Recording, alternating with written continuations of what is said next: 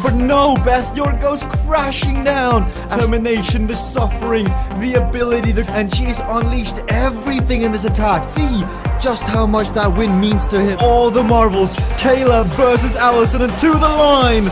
Kayla Laguna takes the victory.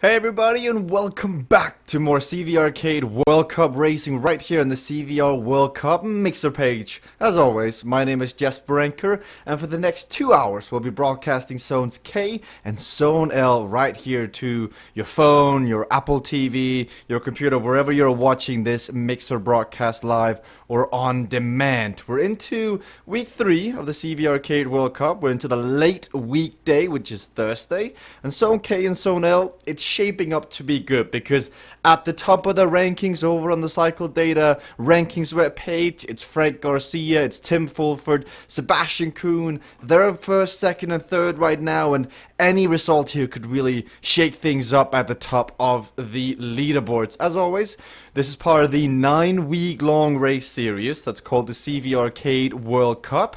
We're into the open sessions. This is where you qualify to get into the bracketed session. Now, getting into the bracketed session is very important because the prize purse there is significantly larger than the one in the open sessions.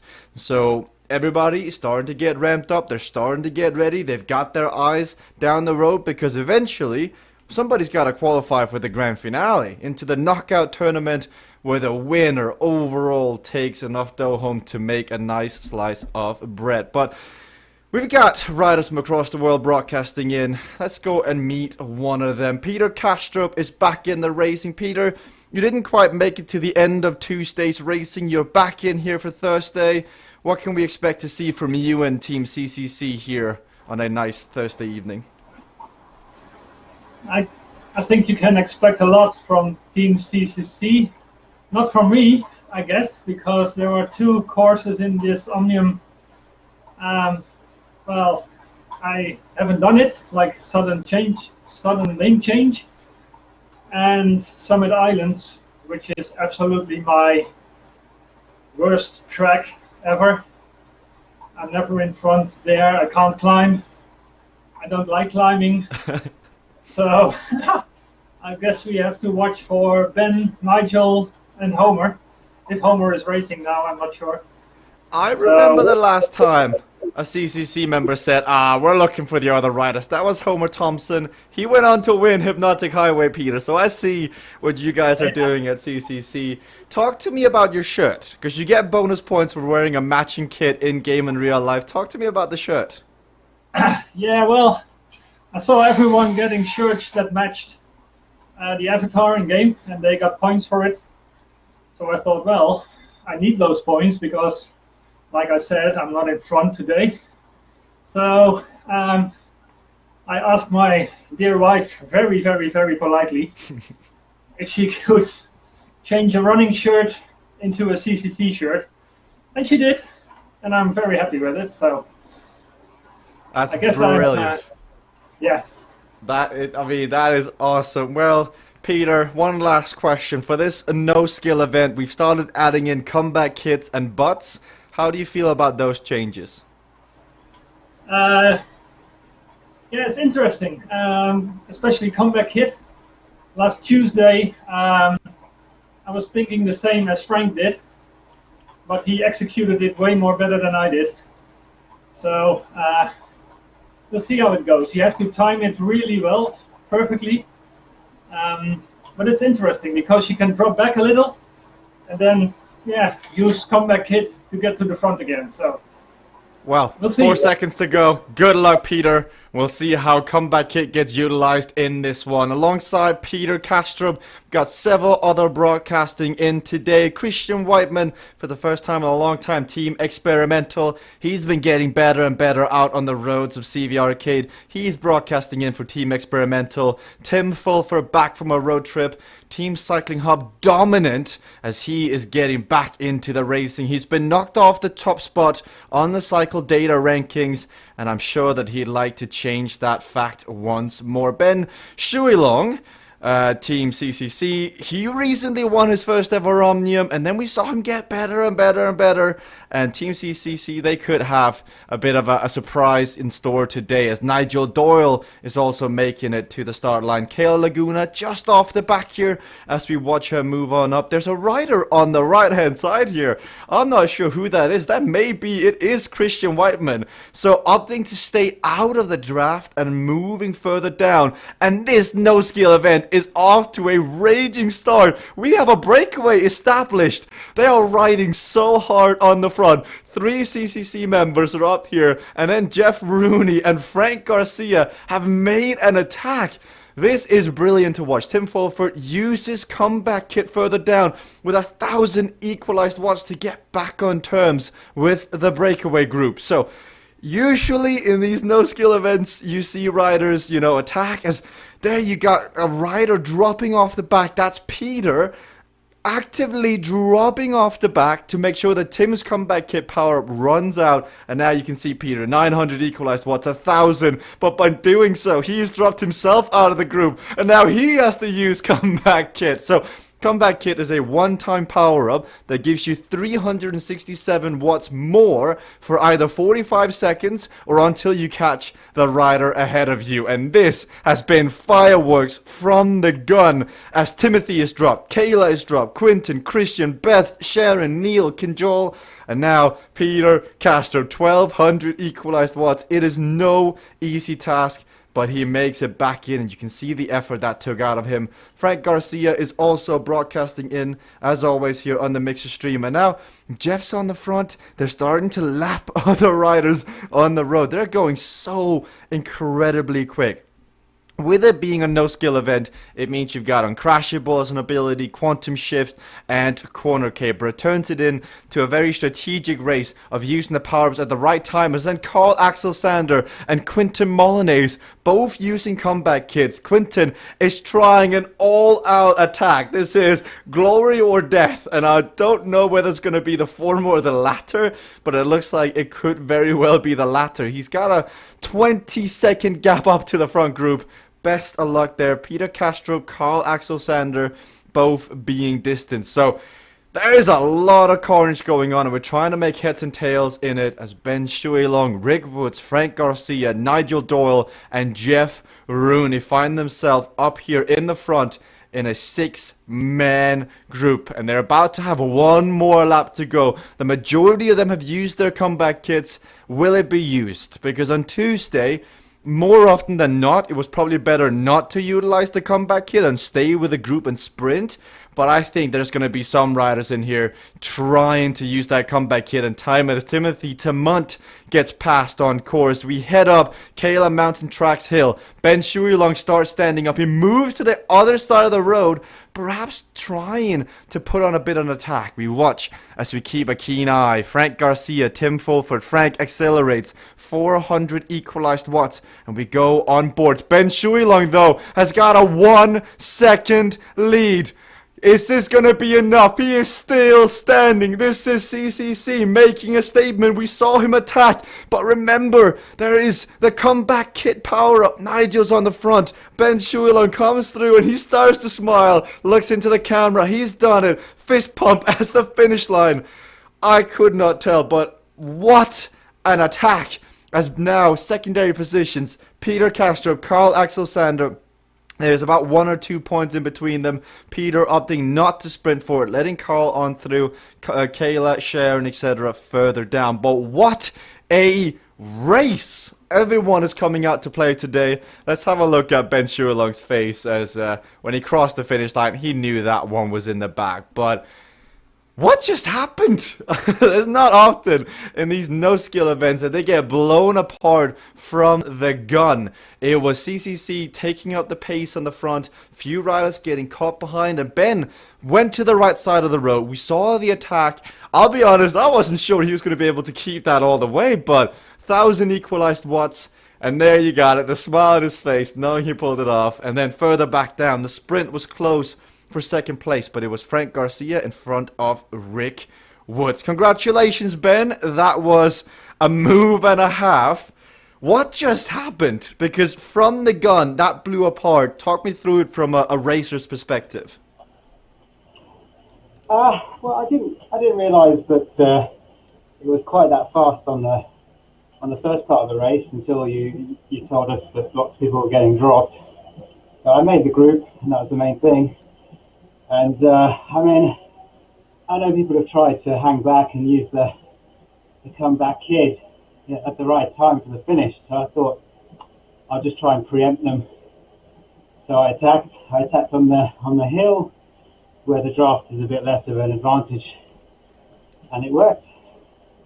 Was there never a part of you that was afraid with that move? Because with your attack early on, you open up the possibility of somebody else in second place using comeback kit, or was that never a worry for you? No, it was. It was when I went around the corner and I realised that there was another straight before the finish line. But I'm not sure. I think some people might have not reacted as much as they should have when I went. I think some people maybe tried to play a bit safer. And that was that. So, good for me. For today, Rocky Mountain, the low skill event, is officially the highest scoring multiplier of today. What do you think about that change? I like it. I'm not gonna lie. The high skill events, I do have a bit of trouble sometimes staying upright and not crashing. So, I like the physical events, and hopefully I can perform here and get rewarded for a big effort on a fairly long race. Well, thank you, Ben. I know you and Team CCC have got strategy to talk through. Second in the last race was Frank Garcia. Frank, what do you think was different in that race? Because right from the gun, riders were getting dropped left, right, and center, and you were in such a condensed group. What was different in the last race? I just think people were going hard right from the start. It probably caught some people behind because the starts were getting a little easier, but some people coming out today looking like they want the W. So I think it was harder at the beginning. Great attack by Ben. Then we all stood around looking at each other to see who was going to go try and chase him down. Because if you chase him, then you're probably out the back on the sprint. So great tactics. Same question as for Ben. Today, this has got a higher score multiplier than the rest of the stages. How do you feel about that change, Frank? We'll see how it plays. I think that's what we're doing here, just seeing how it plays. We used to give longer events a little bit more in terms of scoring multipliers, and we gave the high skill, and this is sort of a mix. And it'll just be interesting to see how it goes. We'll see. 15 seconds to go. Best of luck to Frank and Ben, and thank you for the interviews. This is gonna change things up because we've seen the low skill event, which is this second race, being raced very differently, and with the addition of bots, we get ready to look and low because it has a 3 score multiplier. Usually everyone looks around and goes, I have to save something. We've got Country Rally coming up. We have Sudden Lane Change coming up. We have Dark Matter Velo coming up. But today, in our zones K, L, and T later on, this will be the decisive factor of who will take the top spot on the podium and who will walk away holding their heads as we look on. With the wind, it's a 4 km/h wind, so it's not as hard as the 7 km/h wind we normally see in these sort of races, but with 2 laps of Rocky Mountains, you can see the wind affecting Tim's head as well back home in the UK. It's now Kayla and Tim side by side. Beth York, as she is off the back here trying to use her racer's edge. She's finding herself with the bot. It's not a bad place to be, and if you are Beth York, you don't necessarily have to do much of the pacing because I think she just realized it as well. You've got the Benjamins, the Thomas, the Roberts further down here, and Timothy Tamont also is he's known for being a clever rider when it comes to these, to try and do as little as possible with the biggest possible gain. As Peter Castro, Nigel Doyle, they're both in their CVRcade homemade jerseys. Absolutely love it. Shout out to those guys for coming up with some ingenuity when it comes to how to get the maximum bonus points. And they're trying to load Peter up here. And Nigel was the center of some controversy over the last few days. But now he's riding physically, he's doing his best. But with Sharon in here, with Nigel, they're losing out on the front group up the road.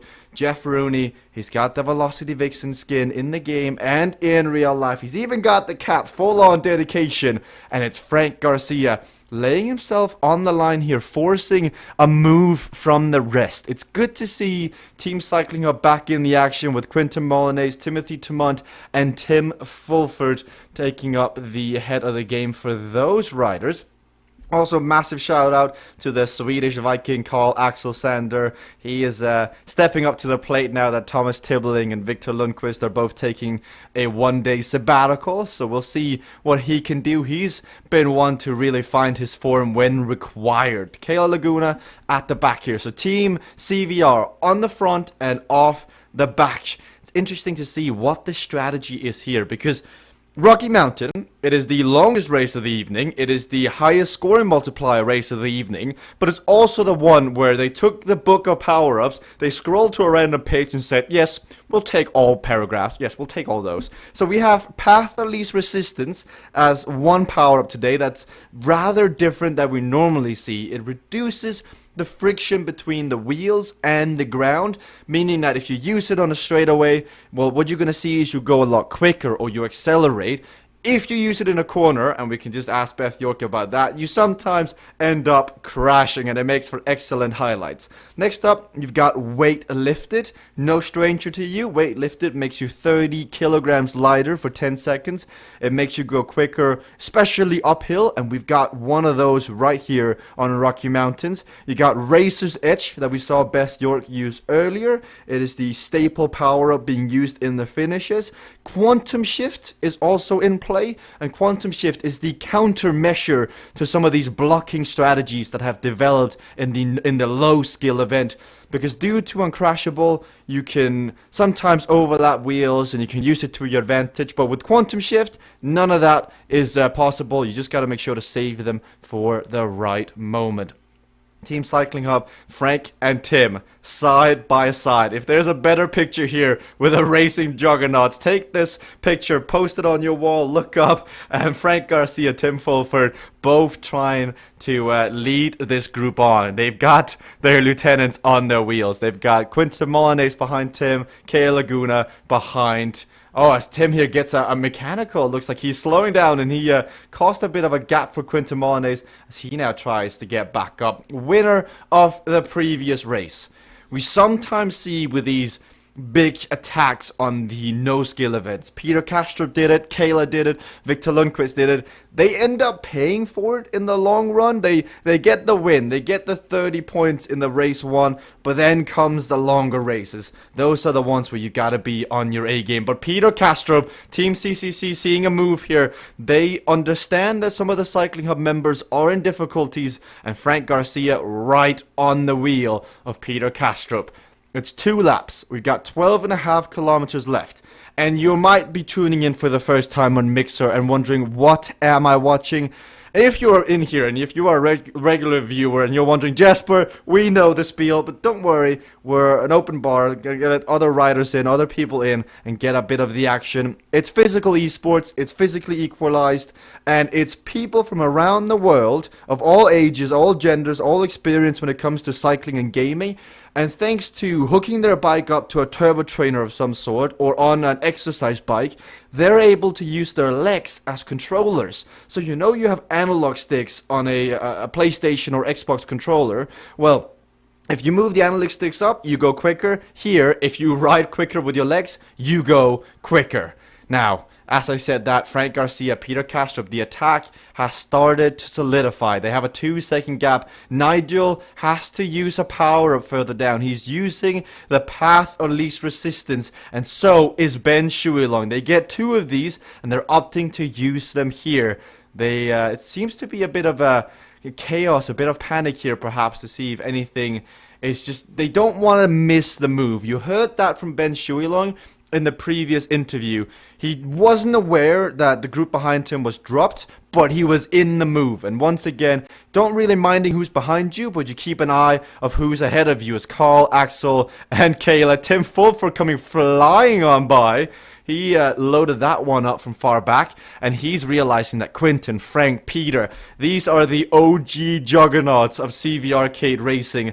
And the reason why everyone is in here and wanting the W tonight is as we get closer to the bracketed session, especially the elite brackets, whoever wins the Serious Omnium for the elite bracket, I believe takes home $3,000, I believe it is.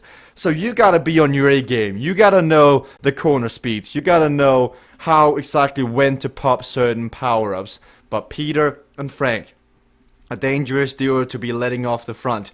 Can they work together? Will they work together? Those are the sort of questions that are going to start to be asked. We saw on Tuesday for Zone T, Casey, Shum, and Matti Pikelny, fantastic teamwork. I mean, I remember Casey like giving thumbs up on the stream and telling Matti to go quicker and take turns. Same sort of thing is happening here. As further back, Ben Shuilong uses his second path of least resistance and Racer's Edge. He is trying to bridge across because Kayla has made it across as well, and that gives 2 riders for Team CVR. Tim Fulford just being careful here not to get dropped, as it looks like we've just accidentally run the replays from the previous race. We're back in.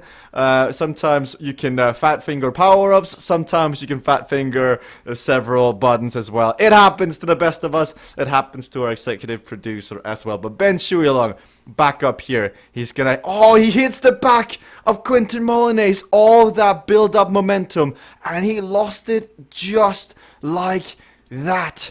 Now, Kayla back up to the front. She has bridged the gap now, and she can sit on the wheel in a second. Rig Woods, Nigel Doyle, they're all starting to panic as we're coming to the close of the first lap of Rocky Mountains. Score multiplier is 3. It is the highest one, but it's not the only one that's going to determine the night, because after this, you have sudden lane change. Then you have Summit Islands and Summit Islands. You heard it from Peter Castro. Climbing hurts, and for Peter, not necessarily a fan. So he's finding himself with Frank Garcia here, getting all the bonus points that he can possibly need. How's it looking further back? Jeff Rooney, the first victim. I love Jeff's post on CVRcade Riders the other day. He's like, well, on Saturday, I was asked by Jesper what makes you keep going, and it's the addictive nature, and it's having fun, but then you come to Tuesday, and you've got nothing left in the legs. Well, we're on Thursday, and I think Jeff's legs may still be in recovery mode, but nonetheless, he's going to give a show for the people. Tim Fulford back. He's in here with Nigel Doyle. He's got Carl Axel Sander over the shoulder as well. Rick Woods 3 seconds up the road. Ben Shuilong and Quinton Molyneux are attempting to work together because no Team no Team Cycling Hub member has made it to the front. So I don't think Ben is going to take any turns here, and Quinton recognizes this. And as Quinton accelerates at 800 equalized watts, Ben right on his wheel trying to make the move. And Quinton has successfully bridged to the front group.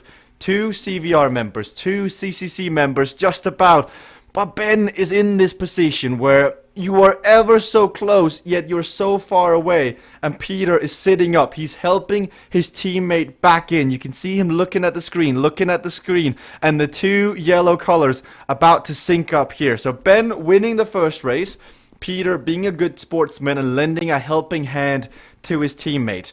We've seen it before, though, where this doesn't pay off. Because Ben and Homer, they tried to work together when they were both in good positions, as now they get ready once more to try and work together as a unit. Frank and Kayla, they've done this time and time again. You come to sort of expect this when you come to the low skill events. You know, Team CVR, they most often do one of two things on the low skill events. They either use all their power-ups out of the gate, or they wait till the pace slows down and everyone gets comfortable, and then Frank or Kayla attack away. So Kayla on the front, 2 seconds back. It's essentially a 2-up team time trial now between the green colors of CVR and the yellow colors of Team CCC. This is going to be a good fight because neither of them are going to let up. Kayla and Frank are in the position they want to be. Peter and Ben are chasing on. They've got Quinton Molyneux just off the back. They don't necessarily want him back either. So Ben and Peter, can they get back on terms?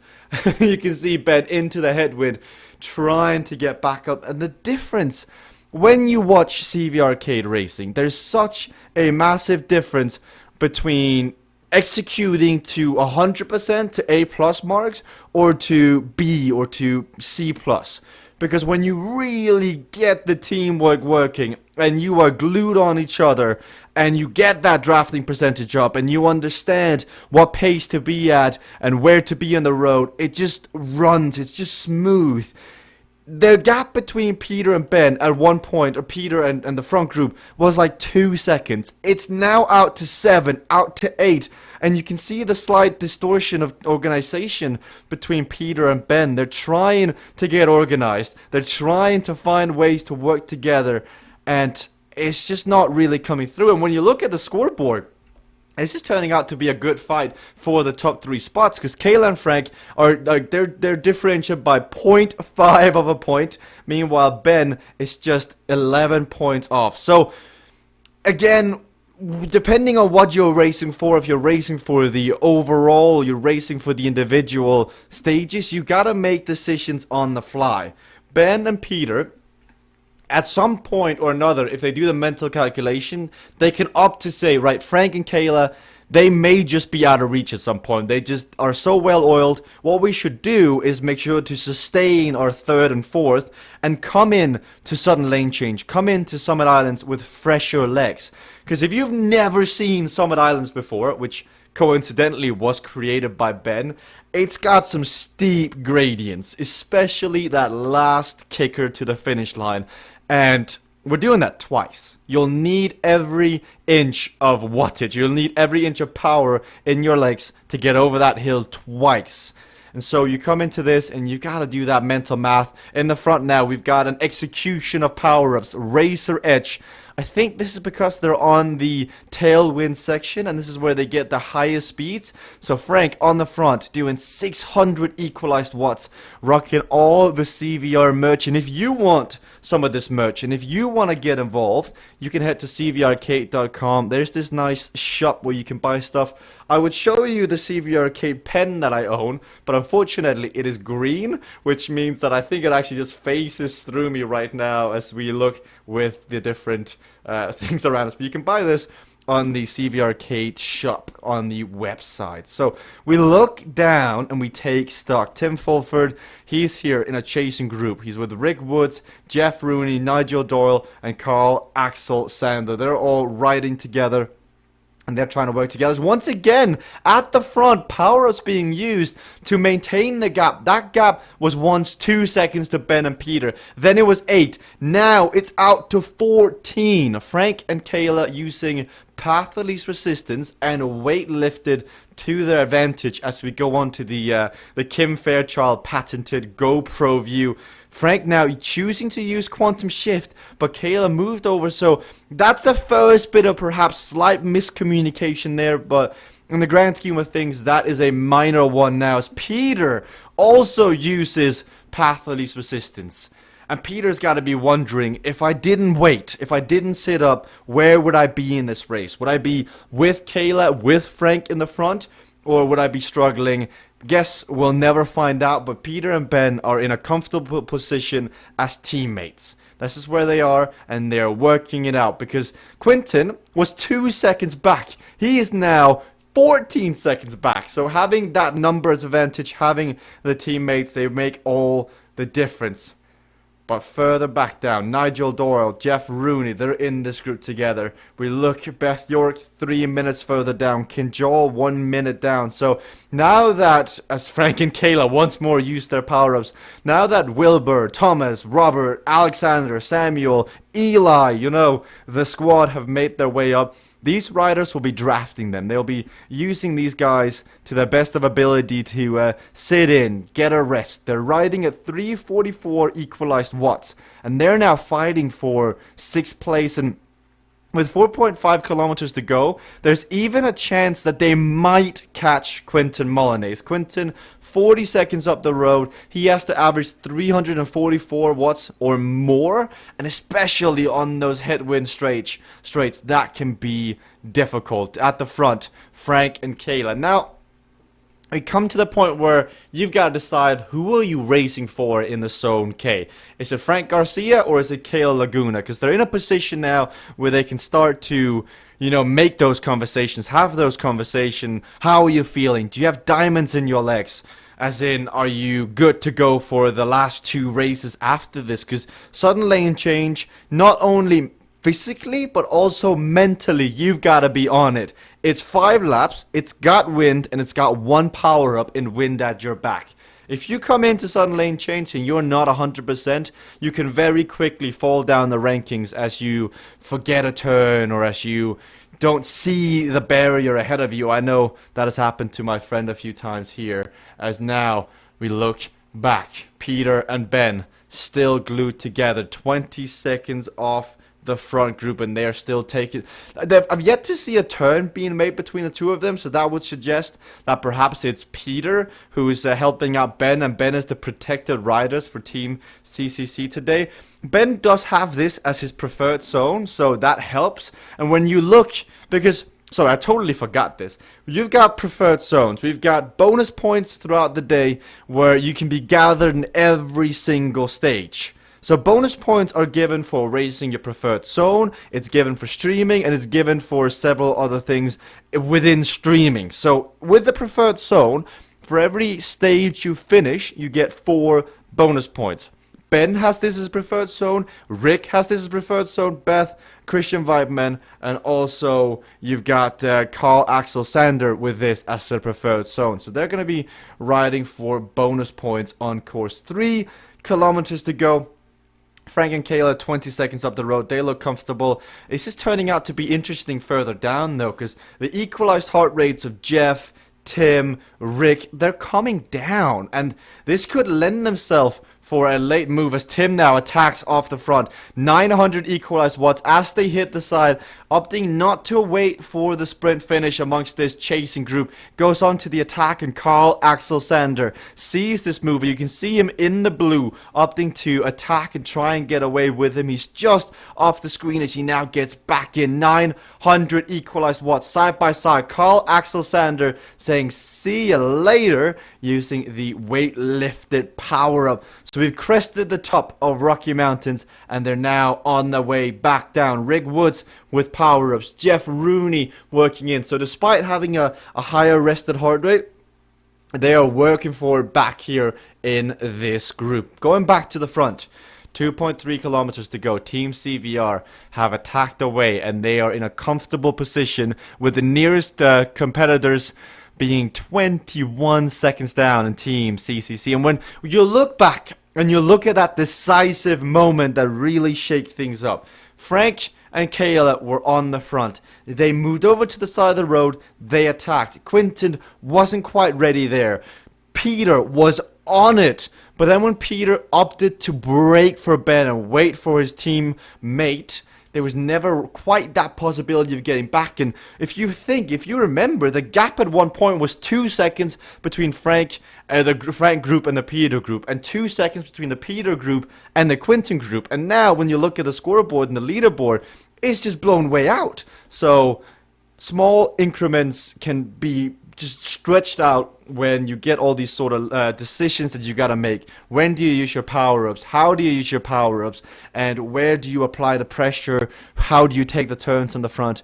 And we look back down. 20 seconds is the gap between Ben and Quinton. Quinton has a 30-second gap down as we enter the last kilometer and a half of Rocky Mountain. Remember, Mixer, we're doing 2 zones today right here on CVR World Cup. We're doing Zone K, which you're watching now, and following this, we're doing Zone L. Later on tonight, we're going to be doing Zone T. That's 3 a.m. UK time.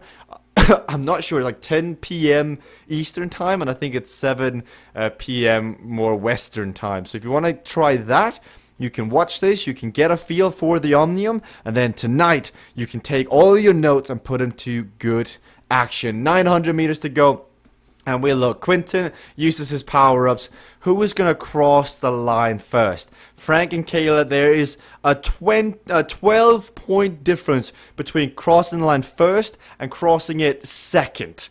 So whoever they opt to go for, Frank already has a 12.5-point lead on Kayla, but you never know because it can all come down to how your legs are feeling, who is opting, who wants this one more, and especially with Zone K and Zone L, you got 2 races coming up. Neither Frank nor Kayla have either zones K and L as their preferred zone, so they're starting on the back foot as 400 meters to go. Further down, Tim using every single power-up in his disposal, weight lifted, path of least resistance, and a quantum shift. He wants to catch the Swedish Viking Carl Axel Sander. He's 2 seconds up the road, and what Carl did to him before, he's going to attempt to do it again, and now Carl sees it. He accelerates once more, and with 100 meters to go, we look to the front as the train continues its leisurely pace at the front. They come to the left, and it is Kayla Laguna on the front, crossing the line in first place.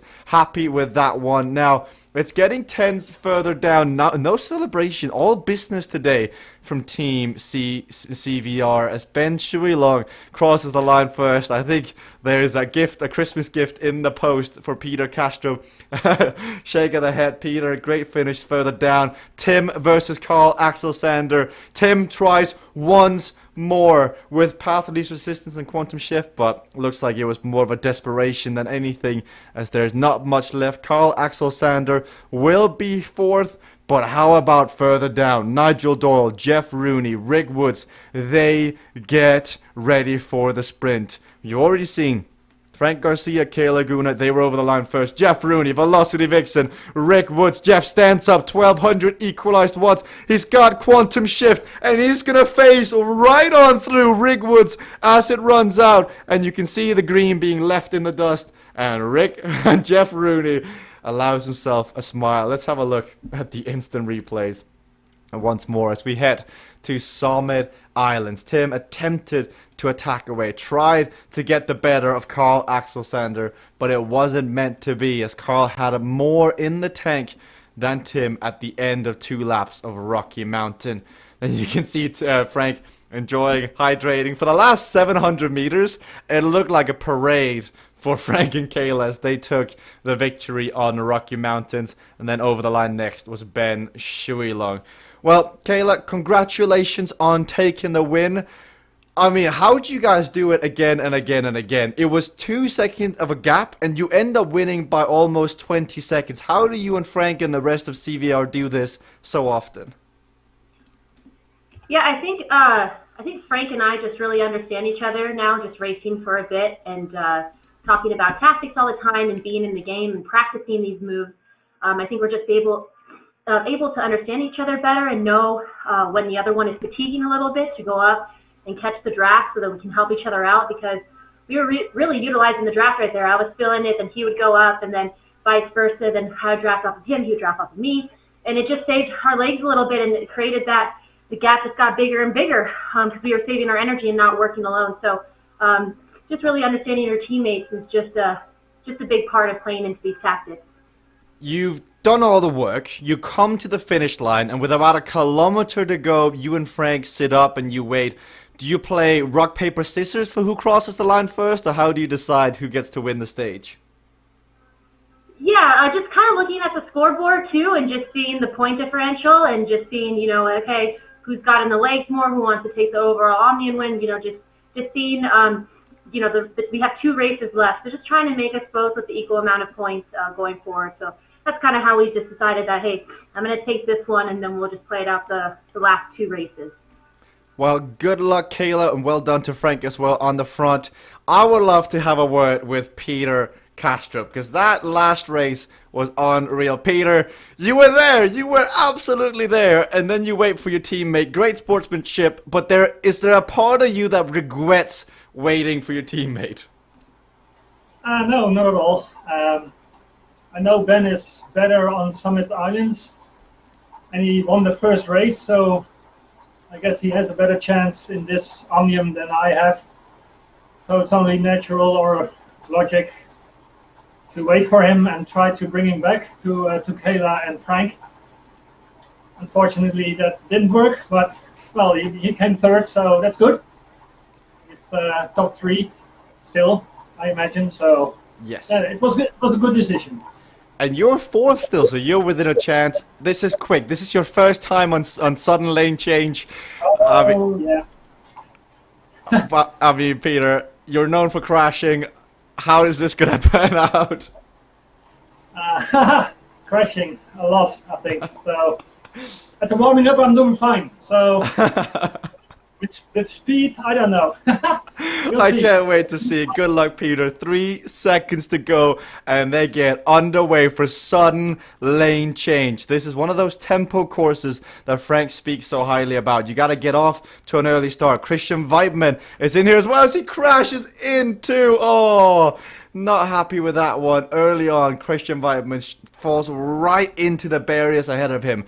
Frank Garcia opting to finish 2nd in the last race, but perhaps it could be a strategic decision, knowing that he is the favorite, or one of the favorites, for sudden lane change, and he is finding himself in 1st place. So the points that he may give up in the previous race, he can gain back here and trying to get both him and Kayla Laguna as high up on the podium as possible, as Jeff goes from 2nd to 8th in the 2nd in a blink, just like that. Jeff Rooney hit a pylon and goes crashing down. Kayla Laguna coming into this as the leader of the race. Frank falls down as well on the outside. So there was a small mistake happening on the left, perhaps sliding out. Not sure what that was. We'll get a word after this. Kayla now in 3rd. She's finding herself behind 2 of the Team Cycling Hub riders. We're doing 5 laps of this. 5 laps of sudden lane change. You can see the mystical creatures, the mystical objects in space. Well, the same things, the same items are on the course. You want to try and avoid those lanes as much as you can. Tim opts for the left lane. Quinton on the front. Kayla may have an opportunity to use the apex here as she comes on through and gets right onto the wheel of Tim Fulford. The wind here is 7 kilometers an hour as Tim slows down and Kayla just bumps into the end of him now as Kinjal crashes. Best further down. Ben goes from being 3rd on the podium to being all the way down in 12th here on sudden lane change. Frank crashes once more.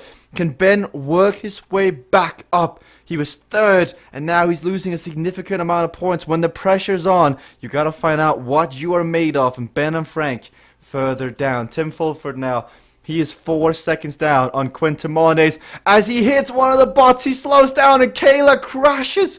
Oh, Samuel, what have you done? As this just extends the lead of Quinton Mones. And with the new addition of our friendly AIs, you've got Samuel, Thomas, and all the rest making carnage as Jeff crashes once more. You got Samuel down and Peter moving his way back up. Kayla still in 3rd despite the crash. As we come into the headwind, she uses wind at her back to get that advantage.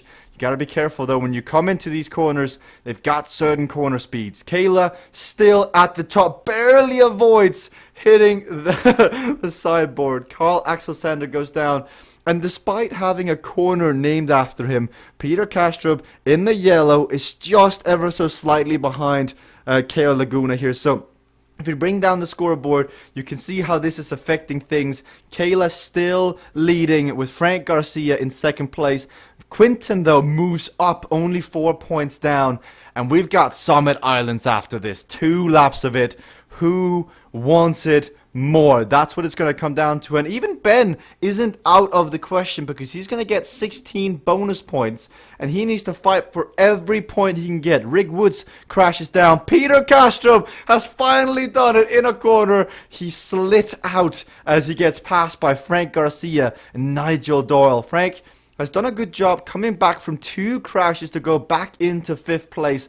And he's got Nigel 2 seconds up as Peter goes down again. Oh, I could just see him shake his head on the offside of the screen there as he falls down once more. Kayla as well slides right into one of the barriers. And she's got Frank and Nigel coming on through. Frank choosing the right-hand side. This now puts Frank into the lead. And it makes it wide open. Oh, she almost hits Elisha as she dodges that one closely. Frank, Guillermo, Wilbur, everyone is so close. Running off with it though, fantastic performance by Quinton Molinez, escaping all the danger, all the AIs, all the wind, and he is 24 seconds up the road with a fantastic effort. 10 seconds up, you've got Tim Fulford, and I think we've got one more lap remaining here of sudden lane change as Ben Shuilong goes down again. It just isn't his race. And this scoreboard, ladies and gentlemen, there's 3.5 points between first and second, and then you've got Quinton, Ben Shuilong, etc. hot on their heels. So Frank and Kayla once more, 3rd and 4th. Nigel Doyle close up. Carl Axel Sander close as well. Beth takes a tumble. Carl Axel, I think that's his 3rd or 4th crash as we now hear the bells. Last lap of racing. Tim, will he attempt to try and catch his teammate up the road? He accelerates, used wind at his back, and with 400 meters to go, Rick goes down. Carl Axel Sander again! Plant a flag and just own the spot as Carl Axel. We need to get a corner or a chorus because that is fantastic. Peter Castro as well. Christian Whiteman being lapped, but he's going to come to the line. Quinton Molinez though, we bow, we clap, 200 meters to go. It's just perfectly ridden sudden lane change. Nigel takes a tumble, avoiding the butts, avoiding the wind, avoiding the obstacles. He's got one more left, one more right, and that will be it for Quinton Molinez winning the sudden lane change. Tim Fulford next to the line. He's got a few AI riders to dodge.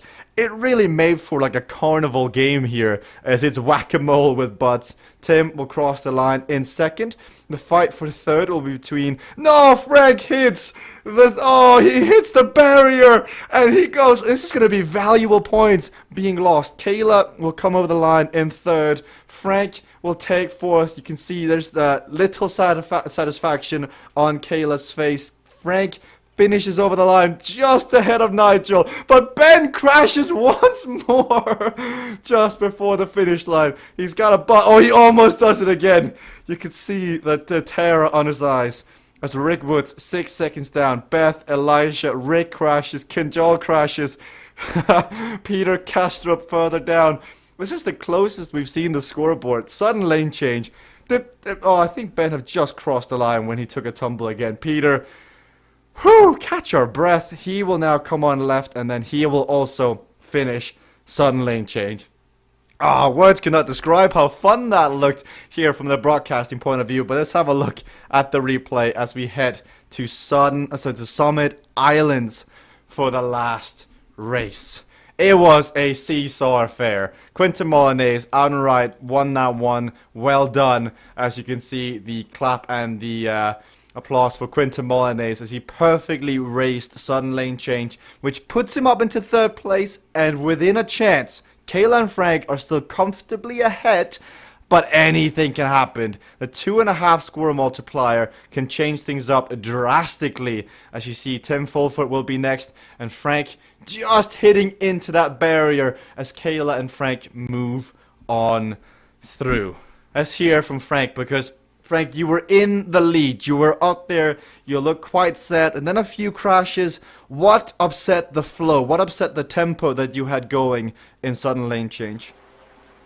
Oh, my legs were feeling great, and I had really good rhythm, but I was just a little hot because my legs felt so good. And I can say they didn't feel nearly that good after the crash. And but I worked my way back up, and then at the end, I just confused myself in what lane I needed to be in, so I was switching back and forth, and luck of the draw was I hit a barrier. Everyone has done that from time to time, but Frank, you and Kayla, you have a significant lead down, but Cycling Hub is hot in your heels with Quinton Molinez. Will you be able to keep Quinton and Tim at bay for this last race? They got a lot of points to make up. Ben does too. I'm not. The end on this one hurts. We've got to do it twice. So I think Kayla. Kayla's who's going to make it for our team today. Well, she took the win on Rocky Mountain, so that is a good sign. Thank you, Frank. With 1 minute and 20 to go, we would go to Quinton, but unfortunately he's not streaming in. Ben, this is your course. You've got 1 minute and 13 to go before the last race of this zone gets underway. You lost a few points. Talk to me about sudden lane change. What happened to you in that race? What happened was that I accidentally clicked on Peter's avatar just at the start of the race. So I did the first half lap watching Peter, thinking it was me, and wondering why I wasn't changing lanes. So that wasn't a great start. I'll just say this. Imagine if you were racing for the $3,000 or the $5,000 grand finale, and that's how you go out. That's brilliant, though, Ben. So, it's going to be tough to make it up. Well, 20 seconds to go. Best of luck. I think Mixer would like to see you get back up there and recover from that epic fail. But good luck on Summit Islands as we head into it now. The scoreboard says it all. Kayla, Frank, Quinton, Ben, Tim, Peter, Jeff, all within a shot, depending on how this one plays out. We got Vibeke Bertram as well in the racing. Frank believes that Kayla could be the one to take the win, but with the buts. Don't never forget Samuel, Thomas, Wilbur, the rest. They can be both. It's Nigel just comes out guns blazing, but forgets that there's no railings on this. When you throw a gutter ball, we don't have those railings up. You do score a 0, and Nigel Doyle have to go back and try and bowl again. As Kayla on the outside, she's got Frank, she's got Quinton, she's coming in hot, and she's trying to force a mistake here from Quinton. It was close, but it wasn't meant to be. Peter has had an up and down affair here in Zone K. I believe both Ben and Peter will also race Zone L after this. So they've got to see what they've got left in their legs, as they have got this one and the next one. And Christian Weidman, Team Experimental. Now, the last race, we got about 2 seconds of footage of the awesome Christian Weidman before he slammed into the barriers. We'll see. He's lasted longer this time without hitting the barriers, and he's now at the front. We bring down the scoreboard and we pay attention to it for now because it is so close. Ben is currently the virtual leader by 3 points, but that's changing back and forth. He's now down 2 points as Kayla passes Tim. And then you've got Quinton, Frank further down as Christian Weidman once more crashes into the barriers or over the edge with Ben on the front. 2 laps to go. It is back and forth between Kayla Laguna and Ben Shuilong. Remember though, Ben has the bonus points for being his preferred zone. So Kayla needs to win by over 16 points. That's kind of her cushion when you think about the preliminary results. So when you look at the scoreboard, you kind of have to do a mental math and say, right, Ben plus 16. So technically, he's now up ahead by 14 points. So Kayla, they've got to really fight for it. But when they come to it, which they will very soon, we'll see who's got the legs to keep this up. Frank on the back foot of this. You can see Tim up the road. It's about to start going uphill. You get 1 racer's edge, 1 weight lifted. Frank and Rick Woods both choose to use theirs here as Frank slams into the back of Tim and slows down the momentum, but he now moves on up. Quinton attempts to impede on his progress, doesn't succeed, and he dodges right on through like a Tetris block. And now Frank Garcia used his power-ups. He is starting the climb. This climb maxes out, I believe, at 11%. When you get to that top bit, you wish you had more gears because it has this real life resistance feel. What you see in the game, which is right now about 7-8% I think, is what you feel if you have a smart trainer. This device that replaces your rear wheel. And now Frank versus Ben Shuilong. If Frank wins the overall as well. I mean, Frank went from the back, and it looked to be between Ben and Kayla, but now Frank's on the front, and he needs the point as well, and now Ben comes around, and Ben moves into first place. I mean, it is back and forth now as Rick Woods moves up. Kayla is down in 6th. She's got some positions. Quinton and Tim side by side. You can see the grind as Tim swaps down into the lower ring and tries to get his cadence up through the roof. Tim's hair flowing left and right. And we'll see if he's got better luck coming up to the finish now. Rick on the right, Frank on the left, Ben Shuilong in the yellow. It is not the Matrix. It is not slow motion. This is real speed. We'll see who chose the blue pill and who's got the red as we cross the start-finish banner for the first time of 2. Ben has got major advantage. He did create this course, so you start to think, does he have the advantages? Does he know the cheat codes? The up, down, left, shift, alt, start, whatever. As you can see, Ben Shuilong, Kayla coming through as well now. The second time around, though, there are bots on course. Fatigue starts to hit in. We didn't see that many crashes on the first go-around of Summit Islands, but second time around, when the legs are starting to knock on the door and go, let me out, let me out, that's when you see who's got anything left and who stops making those mental mistakes.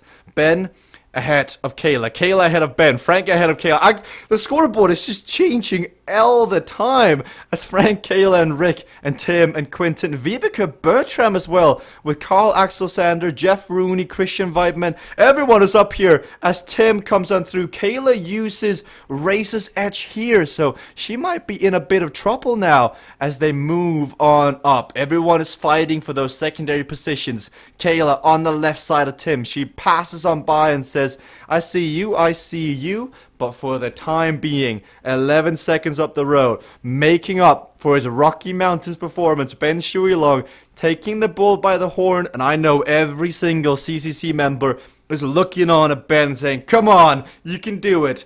Ben took his maiden Omnium win not too long ago, and he said, yeah, you know, not that many people showed up, man, we'll see. Today, here, for Zone K. This is prime time television in the CVRcade World Cup, and Ben Shuilong, with a 12-second gap, is poised to take the overall with bonus points, but it's gonna be close at the top no matter how this finishes, because the secondary positions, the bragging rights as Kayla crashes and the patented facial reactions as Kayla will crash. Frank crashes as well, synchronized crashes from Team CVR, and now Tim moves up. This puts Quinton Molinez into second place.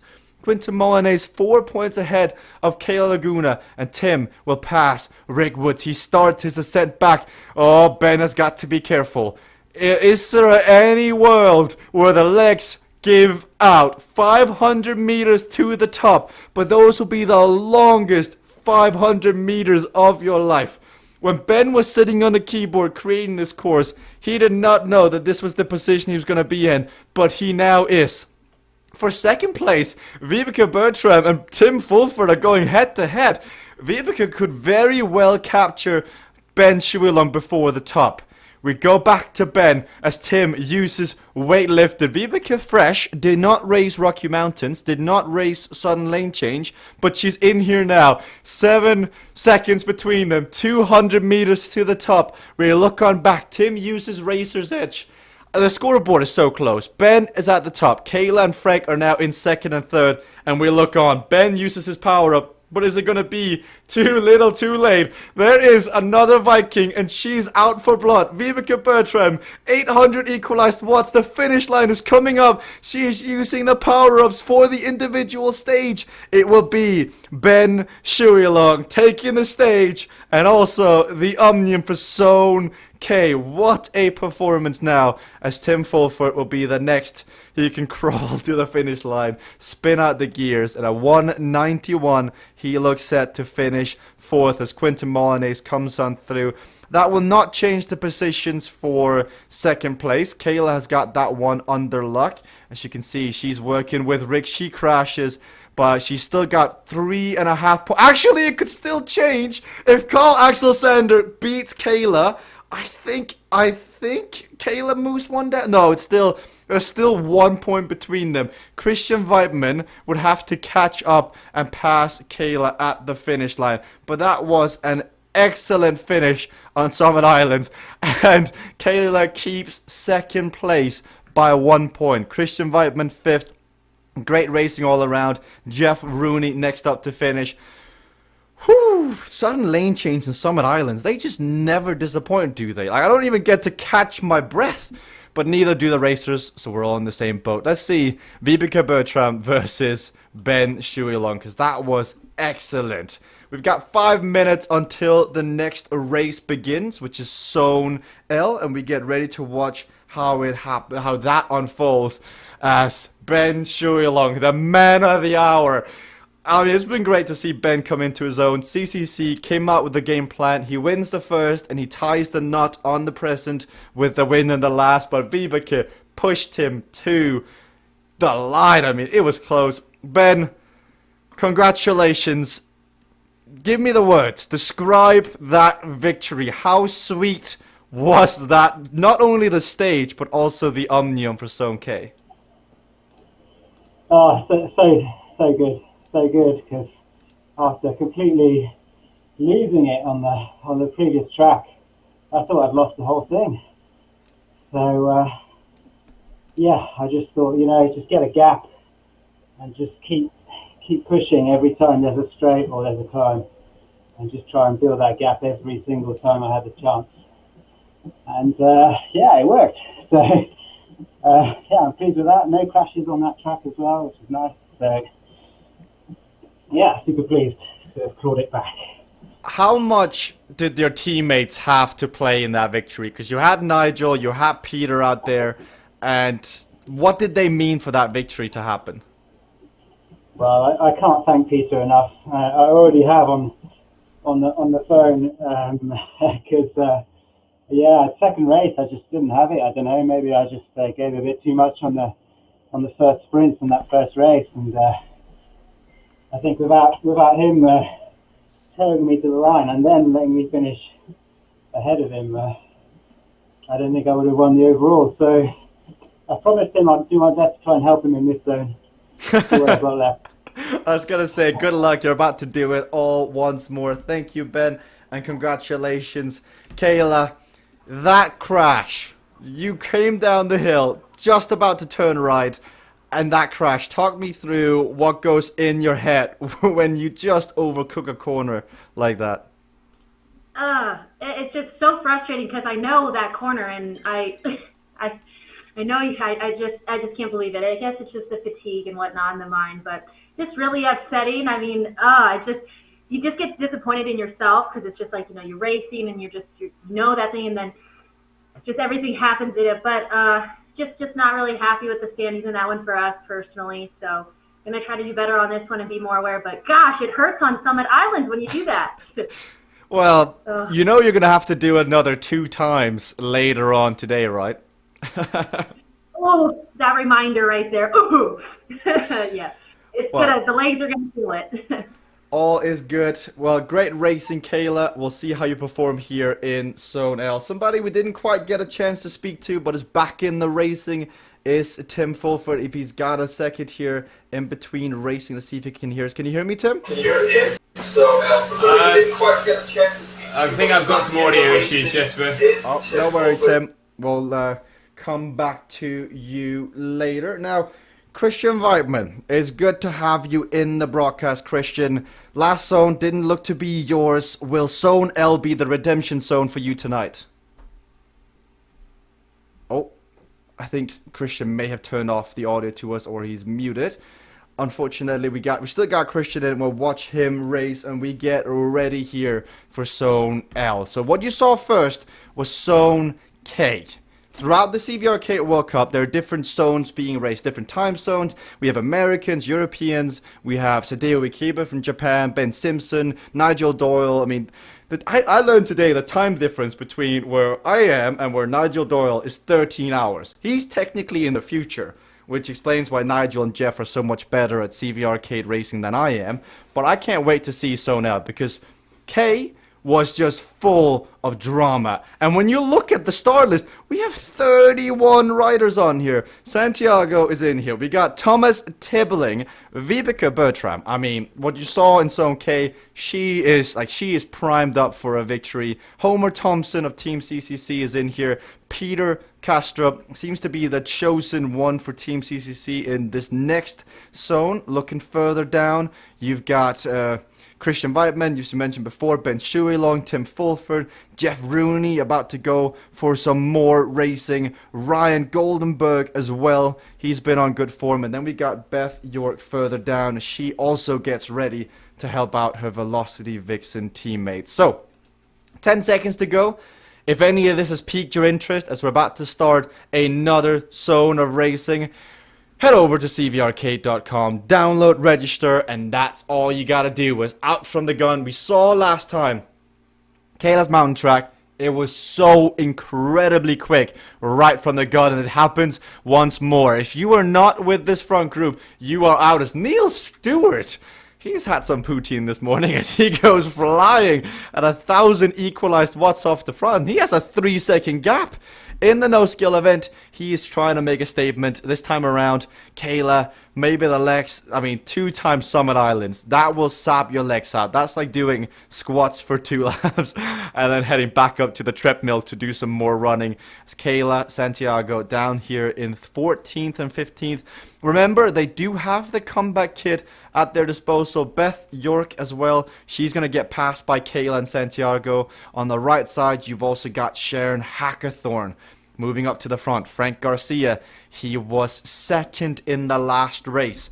As we get ready in this one, it's good to see, by the way. Shout out to the Cycling Hub guys that are showing up for this one. Niels Heldens is in. You've got Timothy Tamont as well, choosing to get on the start line as they all tag team in for Quinton Molinese as he takes a well-deserved rest. Thomas Tibbling just off the back. If Thomas is out there listening, you've got the comeback kit power-up, which you can use one time, and this is the moment to use it when you're just about to get dropped. Comeback kit essentially doubles your wattage. Like your 100% is 367. If you use comeback kit, it gives you another 367 equalized watts. So if you use it just now, you can propel yourself back in, but he may have better plans. We look to the front. Tim Fulford is ready to go, ready to rumble. He was getting warm, he was getting ready in the last set of races, and now we do Kayla's mountain track again, we do Rocky Mountain again, we have sudden lane change where everyone just seemed to be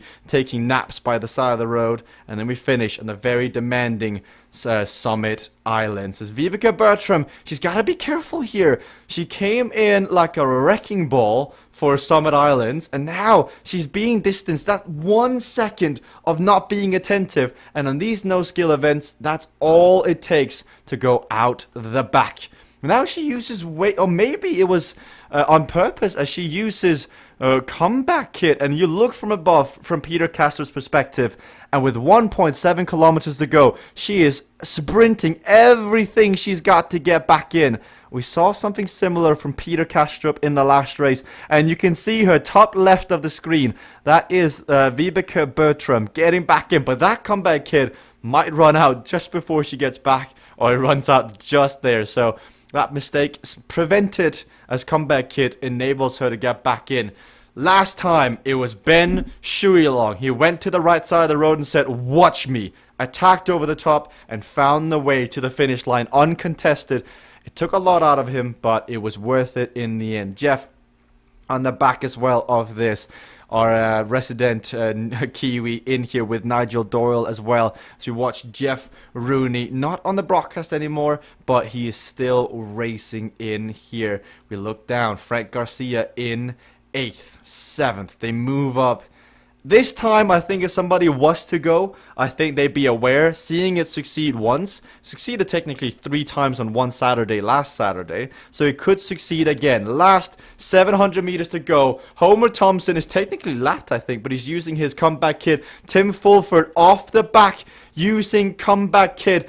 He's trying to get back up. He's sprinting 1600 equalized watts, but Vibeke could be the end of it for him, as he now has to come on through, and he is still going 1000 equalized watts. He sits back down, catches his breath. Is it enough? Comeback kid from Ryan Goldenberg, but watch out! Peter Castro, Ben Shuilong, hot on his heel.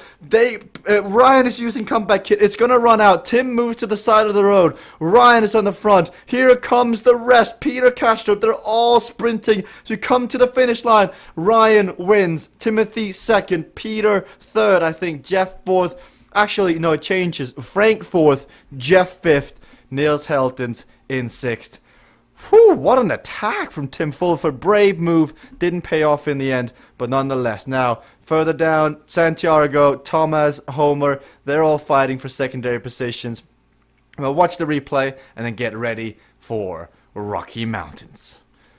Whew, Tim Fulford, hats off. That was a brave move as he attempted to put a Ben Shuilong. So he had to use his comeback kid, and in doing so, he realized that the momentum he has now is going to be the highest he's ever going to get. So he chooses to attack over the top. Ben sitting in there trying to work his way back, but when you've done 4 races already and you come into the 5th, sometimes there may not be enough left in the legs, as Peter sprints for the line, but ends up coming third.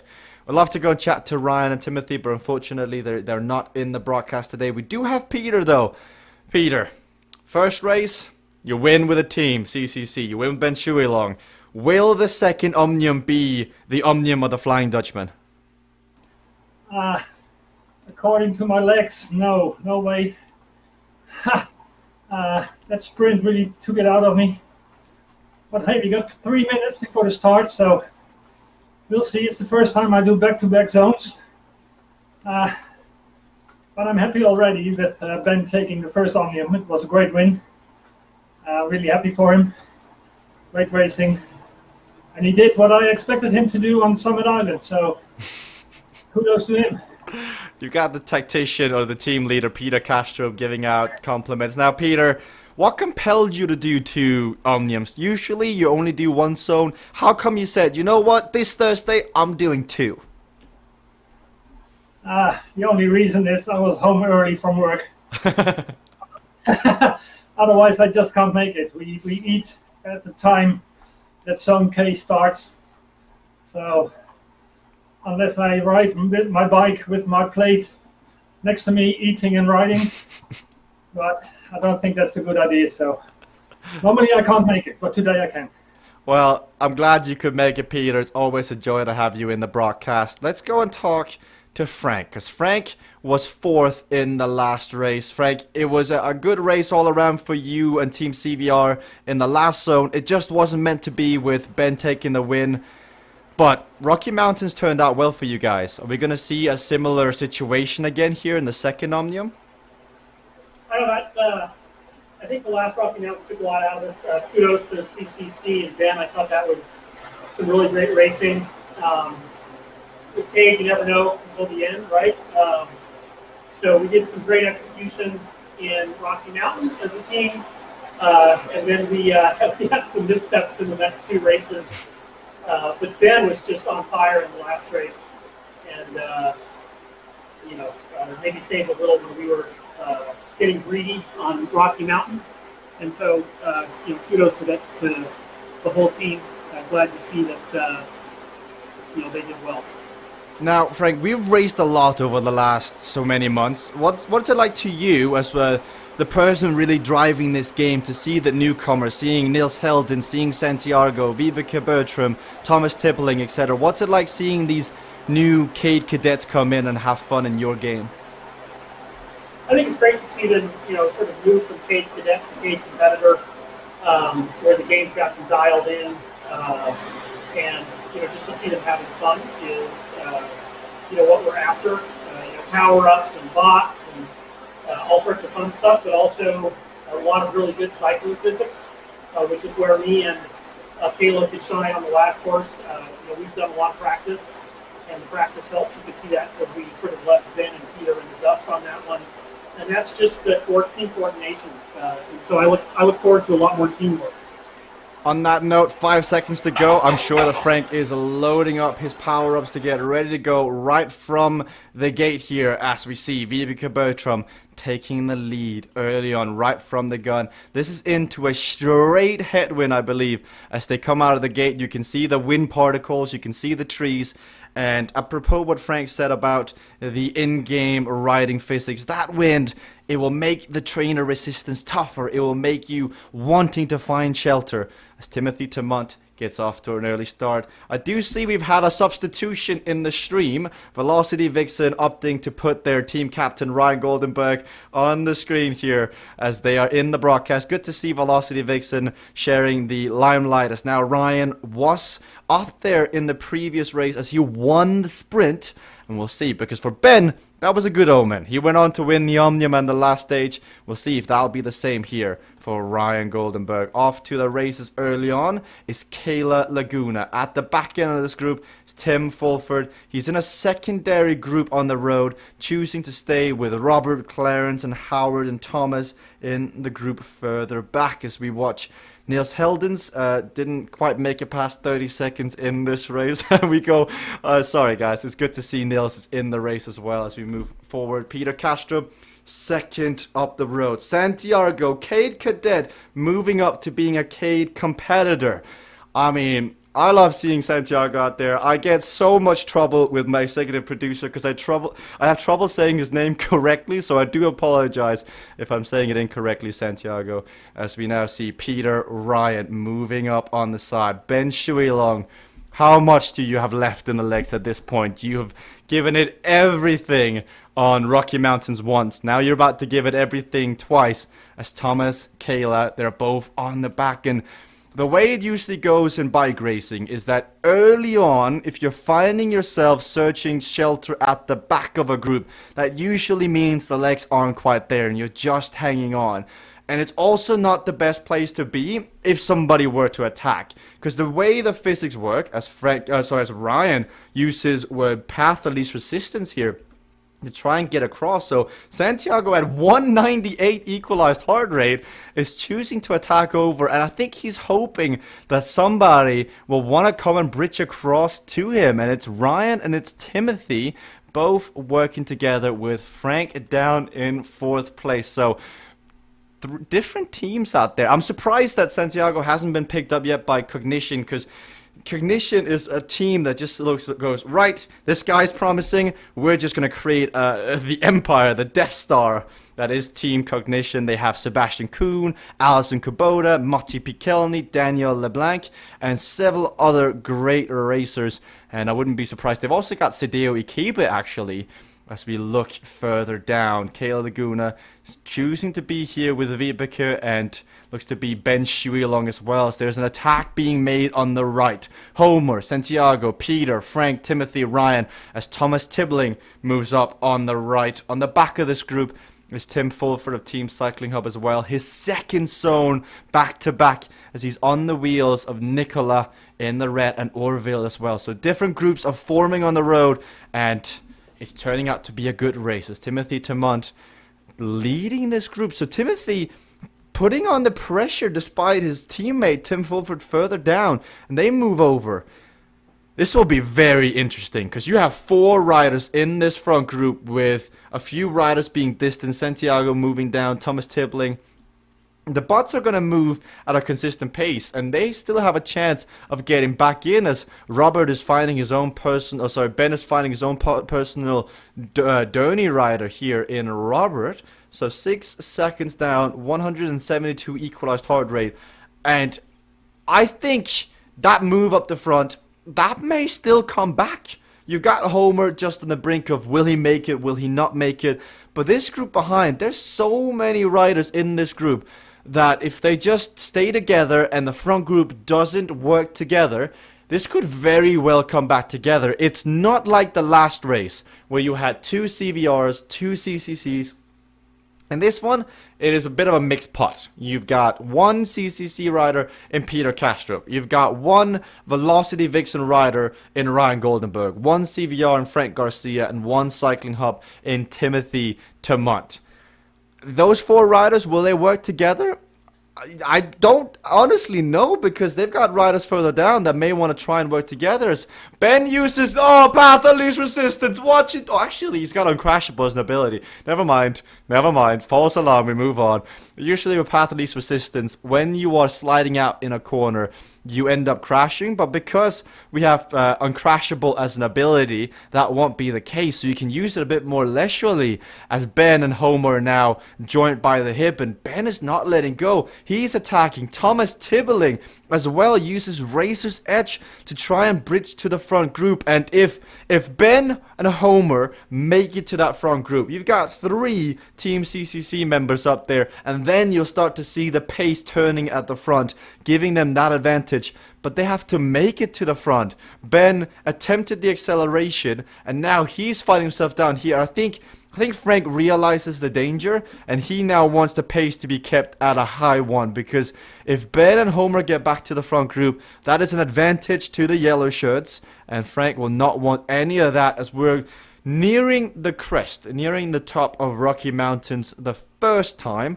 You've got the steepest section yet to go as Frank uses path of least resistance, and it's Peter Castro who's forced to make a decision. Last time around, he waited. He waited for his teammates. He waited to help Ben. This time, opting to stay with Frank. The difference between Frank and Peter right now is 10 points virtually on the road, but Timothy, Ryan are close by, only being about 10 and 20 points, etc. further down. As we come up to the incline, they attempt to go again. Ryan uses weight lifted as well. This is not his preferred zone, I believe. For preferred zone, this one gaining an additional 16 bonus points. You got Homer Thompson, you've got Vibeke Bertram, Peter Castro getting bonus points, and then Christian Whiteman as well, alongside Santiago further down, getting their bonus points. So Thomas has made it across, so Thomas Tibbling is here with Ben, but look at these riders.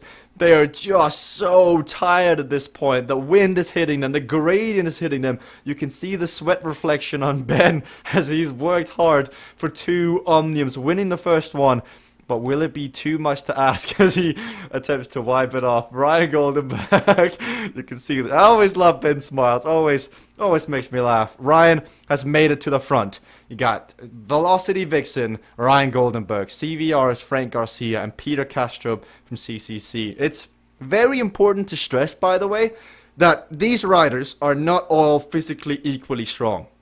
Like Peter, Frank, Ryan are all of different physical abilities, but thanks to physical equalization, they're able to ride and race at an equal playing field. We're on Timothy Tamont. Now, it doesn't matter if you've got the latest bike. It doesn't matter if you have raced for the last 20 years of your life and you've climbed Mont Ventoux and Alpe d'Huez and you've been to Mont Baldy. It doesn't matter. With this, you come on and you move up through the ranks from being a Cade Cadet, Cade Competitor, Cade Master, Cade Pro, and it's fair game. Get on, physical equalization, it is magic as Frank and Peter trade turns. Will they work together? They managed to drop Ryan and Timothy. Ryan and Timothy, they're a bit of Timothy has a lot of these arch nemesis. When they see each other on the road, they usually put a fork in it and go, you know what? We're not gonna do it. We're not gonna work together. Instead, we're gonna block each other, especially if it's dark matter velo. And you see, this is the universal sign. Casey did this. I think they're trying to say help each other, but they're not. Maybe he was saying maybe not me. I think he was maybe saying Timothy. But it takes 2 to tango, and we'll give that one. We'll see. We're not on Strictly, so we're not on Dancing with the Stars yet. As Frank and Peter coming to the end of the first lap. Both relatively tired, but I know that both of them will want to win this stage and the Omnium at this point. As Peter continues on the front to lay down the pace. He's in a good position here.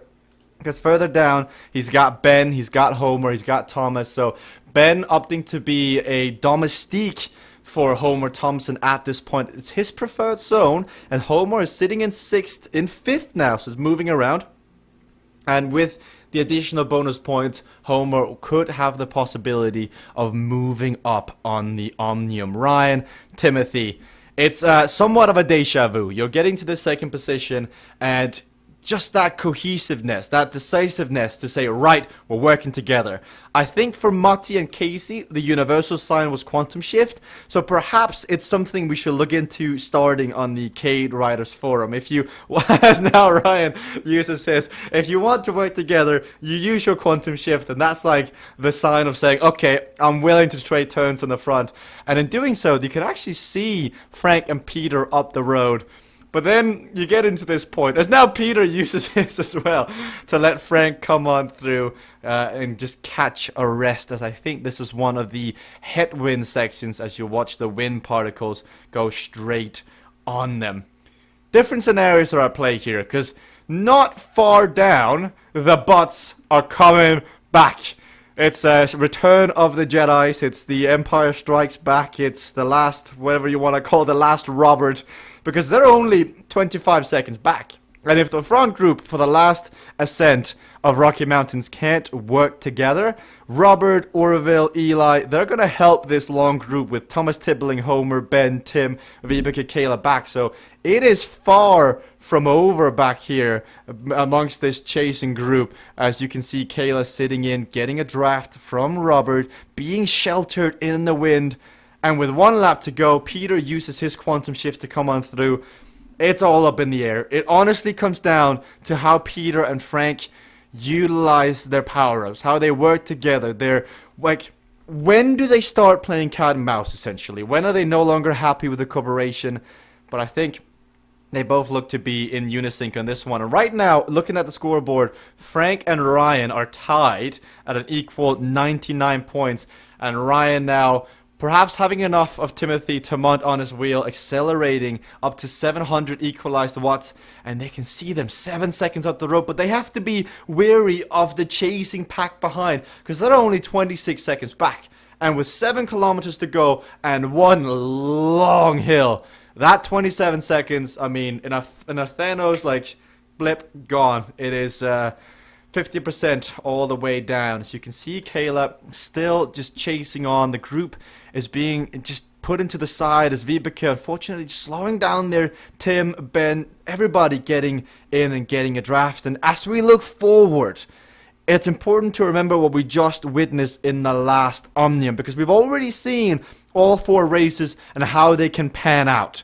In the last 4 races, this race was significant, and Summit Islands was significant. With the first and the third race, they do have the lowest scoring multipliers. They did make up the points, and every point mattered, but it was really Summit Islands where Kayla still had the possibility of losing to Quinton in second, and Ben, if he wasn't out to such a great start, he would not have been able to make up the points he lost on sudden lane change. If you are joining us here on Mixer for the first time and you are enjoying it, I do recommend you click the follow button down below, because we're right now in the open sessions of the CVRcade World Cup. We're in week 3 out of 9 weeks. As we enter week 9 and exit week 9, we head into the bracketed session. There's a post coming out soon on the forums and the different social media sites that show you the breakdown of the money once we get to the elite bracketed session. And right now, with the cycle data rankings, at the top it's close between Frank, Sebastian, and Tim. Now, when we come into the elite bracketed session, and whoever wins that Omnium Series finish, they take, I believe it is, I would recommend going to the website, but I believe it is $3,000 that the winner takes at the top of spots of the Omnium Series finish. That's a lot of dough to take home, so you gotta be prepared. As 20 seconds is the gap now. An echelon is forming. Tim is sitting on the right shoulder of Robert now. 20 seconds up to Timothy and Ryan. Ryan has left Timothy Tamont in the dust. But let's take a second to acknowledge that Timothy Tamont once in an interview said, I'm not going to race the second race. It's too long. And then proceeded to be on his phone. This time, Timothy Tamont taking up the fight and racing the second race. So kudos, chapeau, Timothy Tamont choosing to race the low-skill event. But will he be caught? Will his efforts be in vain as we look back to the front? 5.8 kilometers to go. Frank and Peter, a well-oiled machine at this point, and they are trading turns. They're having those real-life riding dynamics in play. One rider comes to the front, they up the pace. The other rider gets to have a rest, and they repeat, and they repeat, and they repeat. And in such a way, they keep the pace higher than an uncoordinated chasing group further down could possibly do. But it's 18 seconds now to Timothy and to Ryan. It's going to be close for further down, but Ryan is 8 seconds down. Let's not like knock it just yet. Ryan is working. You can see not a trace of emotion on that face. Ryan just in the zone, rocking away, got the mental beats going in the head. He is 20 seconds down here on Frank and Peter. It may not be all over if they start cat and mousing, but his aim was possibly just to do damage limitation. As further down you see Kayla, you see Ben Shui along as well. They're choosing a more alternative approach. Kayla, you can see the pain. The thing about some of these riders, they have raced so many zones in a row that the fatigue starts to kick in. Because this is a physical esport, in other esports, I almost said this is a real esport. In other esports, you see in League of Legends, you see people getting wrist injuries. You see people getting thumb injuries. In CVRcade, you don't really get injuries. You just get really tired at one point or another. Further down, Ben Shui along Homer Thompson. They have chosen their trusted driver, Leonardo. I believe he's rated 4.8 stars out of 5. Known for his cozy chats and clean road space. As you can see, Nicola, also an efficient driver on the front, only using the required fuel to go ahead now. Vibeke seems to be not too satisfied with the pace further back down. So my fellow Dane, Vibeke Bertram, 4 seconds up the road now, and she's initiated attack Timothy Tamont strategy. 10 seconds between them. She's at 195 equalized heart rate. So that heart is beating quite hard now, and she's only got 6 more beats to go with. And Vibeke uses Racer's Edge. She means business. She's got good legs. We saw it in Summit Islands, and she's now probably going to catch Timothy Tamont. Is she going to be able to catch Ryan Goldenberg at the front? She is the wild card for this one. As further back, Kayla uses Path of Least Resistance. Since this is a low skill event and you've got Uncrashable on at all times, you technically can use Path of Least Resistance in corners, in turns, without much of a risk. So we go forward. This is going to be the decisive moment. I think this is where the cooperation between Frank and Peter might come to an end. We're about to hit the steepest section of the entire climb, the toughest section of the course. Frank versus Peter. You see Frank on the screen in the green, starting to stand up. So does Peter Castro, both knowing that this is a danger point. Peter accelerates. He sits back down. He accelerates. 900 equalized watts, 179 equalized heart rate. Side by side, he slams into the back of Frank. That momentum change once more as Frank accelerates again over the top. 3.6 kilometers to go, and that is the top of the climb. They've got one more section, one more steep section where you could possibly create some havoc. Peter over the top, counterattacks. Look at the washing machine cadence. 900 equalized watts. He accelerates again. Frank Garcia, you look over the shoulder. What does he have left? He looks up, and it doesn't seem to be all too much. Peter rocking it. Sits back down. Gets back up again. As Frank now is 2 seconds off him. Perhaps just trying to load up something on the legs. Or damage mitigation once more. As he's got 20 seconds down. 24 seconds down to Ryan Goldenberg. And Frank, being the clever racer he is, probably knows that sudden lane change is coming up after this. You got to be ready for it. Then you've also got Summit Islands after that, and you cannot empty yourself all in one race if you're looking to win the Omnium. You can take the individual stage glory, and we've seen great celebrations like Motti, Sebastian, Frank, Allison, Victor Lundqvist. I mean, even Tim Fulford that one time on Roman Arena.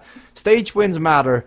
but that Omnium is the golden ticket as Tim Fulford attacks away. He's got Homer Thompson on his wheel. Ben Shuey Long opting to stay with the bot train. Kayla further back as well. As we look now, we look upon Tim Fulford. He's sitting 6th overall virtually. If it was to finish now, further up, it is Vibeke, it's Timothy, Peter Castro with 2.4 kilometers to go. That cadence is just incredible. He is rocking like 120. He is spinning out and he's giving it everything. Rocking up. You can see the t-shirt. Well made. He's going to get the bonus points from that. And he's distanced Frank Garcia. He's 5 seconds back. But there's one thing with Frank Garcia. He's down, but he's never out. 5 seconds back with the right power-ups. He may be able to come back up. But Peter looks convinced to take this one with the weight lifted being used again. Timothy Tamont and Vibeke Bertram, they're finding each other side by side as they are also have started the descent. It's 2 kilometers left for Peter. They've got more kilometers left as Tim Fulford, I think he may just attack over the top. Timothy Tamont slowing down Vibeke here. Timothy Tamont opting to break down on Vibeke. Vibeke having none of it. Says, okay, young one, look at me. I'm going to attack, and I'm going to attack away. And it's a no for the mustache man, as he's going to try to get back on terms as well. Ryan might start to sweat a bit more as he sees there's now a different Timothy chasing him down. It is Tim Fulford, who is 15 seconds down. 1.3 kilometers to go for Peter, but the secondary positions are up for grabs. Tim moved from 6th to 5th to 4th virtually. He's also 4th on the road here as he's 19 seconds down on Ryan. Ryan's equalized heart rate is coming down.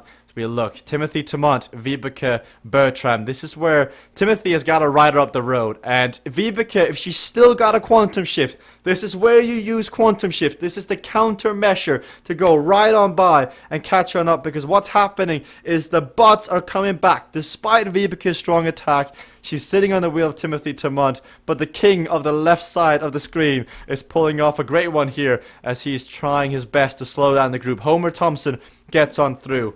At the front, though, the undisputed champion of Rocky Mountains. I reckon he would have given Kayla and Frank a good run for their money in the first Omnium, opting to help Ben. Ben then winning the overall. This time, Peter showing what could have been in Zone K with Zone L taking the victory. It's 600 meters to go. He's got 20 seconds. I think he's quite set as Tim now. Weight lifted. He's got Ryan in his sights and he wants those extra points. Not satisfied with how the first zone turned out. He swapped the Just Do It headband for the Wahoo, and we'll see if that unlocks some extra wattage. 17 seconds down. He's trying to keep Homer at bay as well, but he's digging in. Peter able to relax. He's got 16 seconds down to Frank. Frank has got a 15-second gap on Ryan. Getting a chug of water as he turns to the left. See the finish line. I was going to say he's able to sip up his jersey, but that t-shirt, there's not much to sip up. As Peter Castro wins Rocky Mountains and is the leader heading in to the next race, which is sudden lane change. Frank Garcia next up. You can see him standing up here, catching his breath as well. Further down, the fight is still on as Frank Garcia will finish second. Ryan Goldenberg, Tim Fulford. Who is it going to be for those secondary positions? Tim is not going down without trying, but 14 seconds is an insurmountable lead as Ryan takes third place on the road. Happy with that one. Swipes the sweat off his face as Tim next over the line.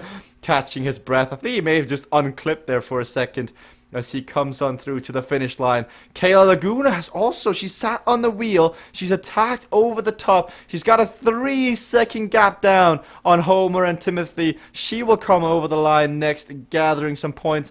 And then Timothy Tamont, Homer Thompson, Vibeke Bertram.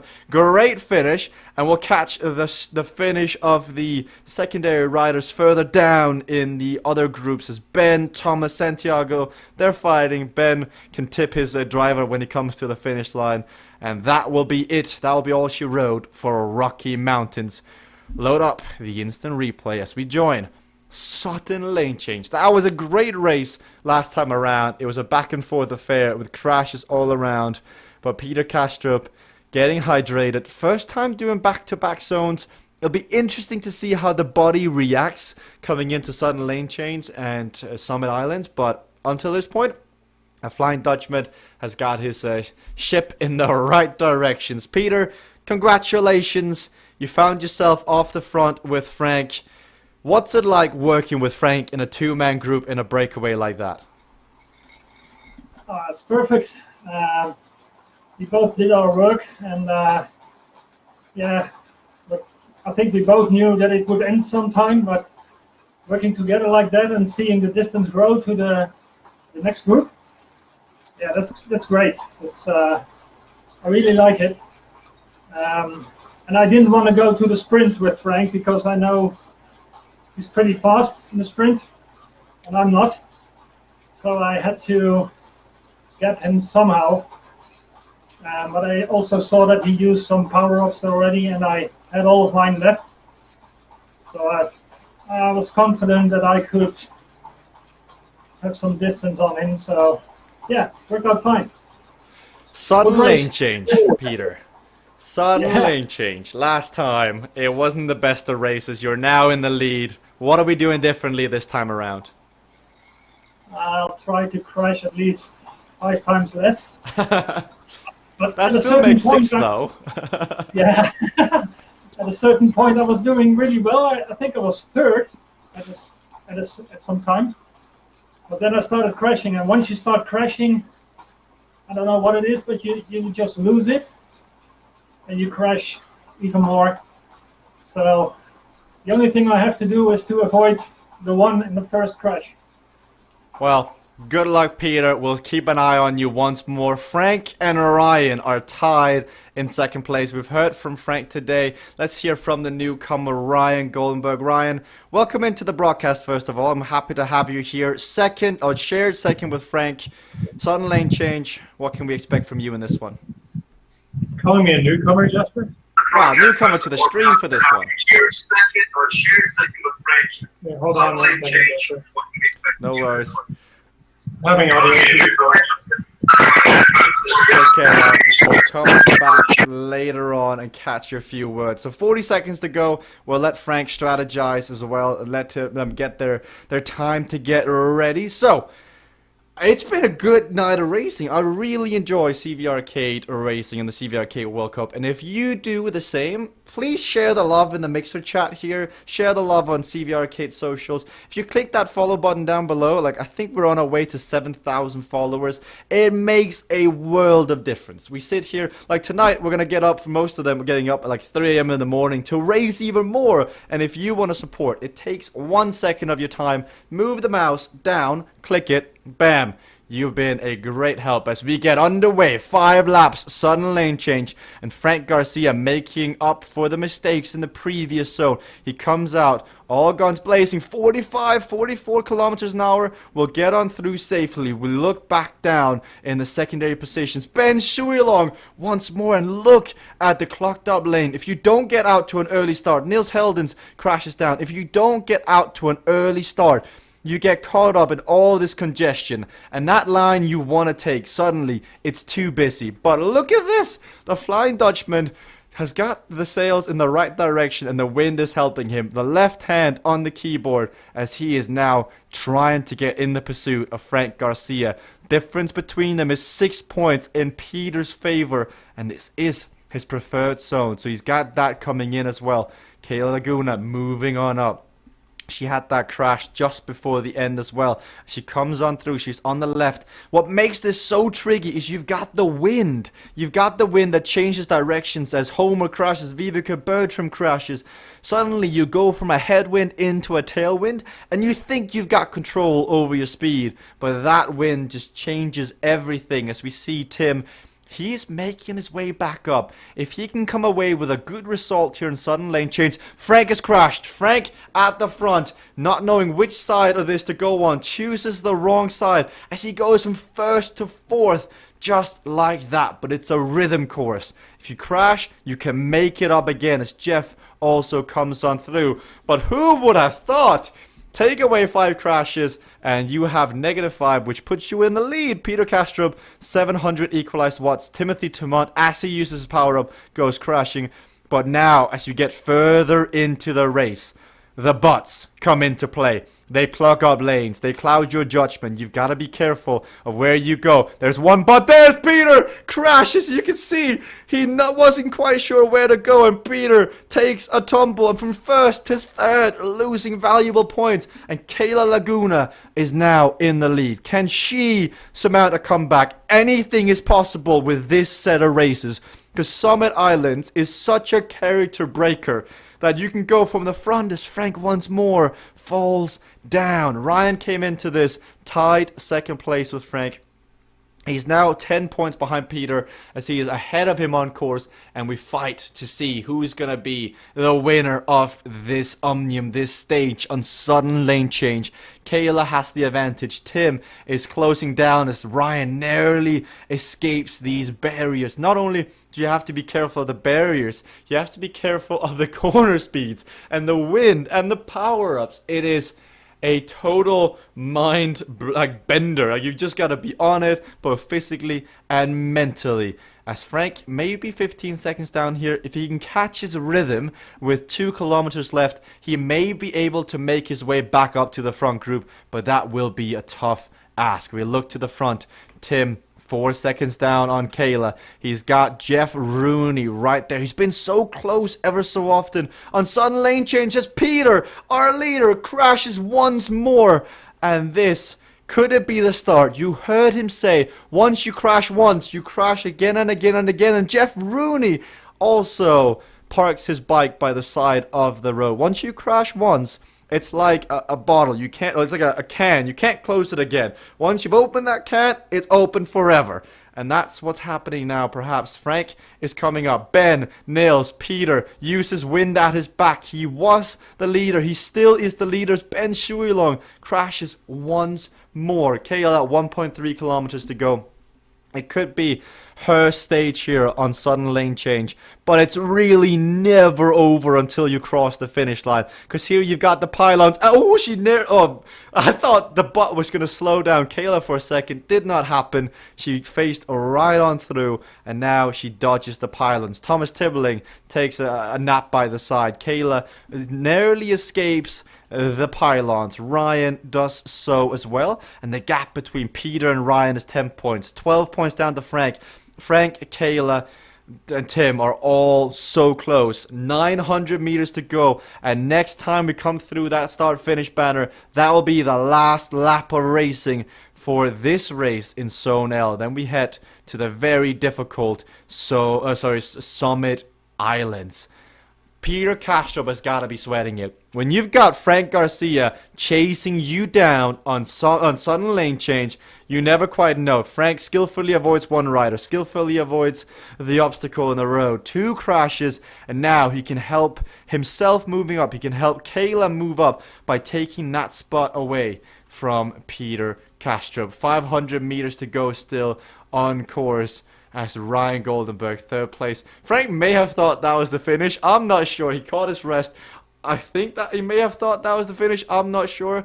But Kayla and Tim, they're now going head to head. 300 meters to go. Tim has closed the gap through the pylons. He needs every single point he can get. They pass Santiago. 200 meters to go. Applying the pressure here. Kayla on the front. She slides out. Tim slides out. He has to brake. Leonardo is there. A different rider is there as well. As Kayla gets caught up in the butt. And she has to slow down. And due to the lane change, or the lane decision, Tim Fulford takes sudden lane change as he's happy with that one. Peter Castro has crashed again. Oh, Peter. That opens the door for Frank here. Kayla second. She chose the wrong lane. There was a bot already in it. Frank slowed down when he crossed the start finish last time around, but Peter was, as he crashes again. Oh, Peter Castro once more goes crashing down, and he's losing more valuable points as he tried to escape, but flawless onto the last 2 laps.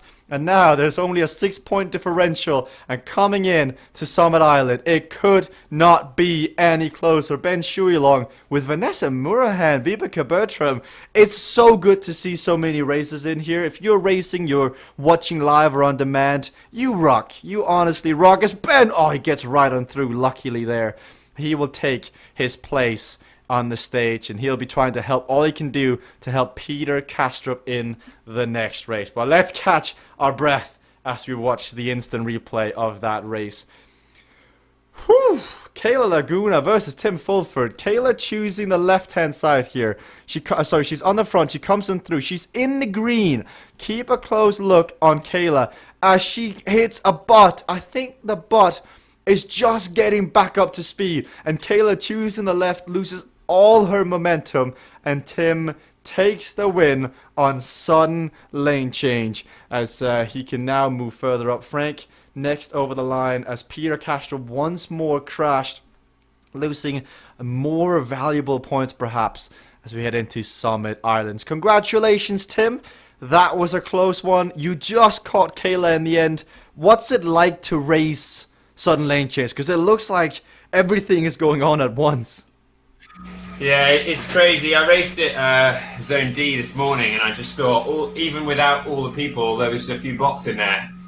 And you catch the bots within like a lap and a half. And now, after that, you've just got to not think about what line you want to take.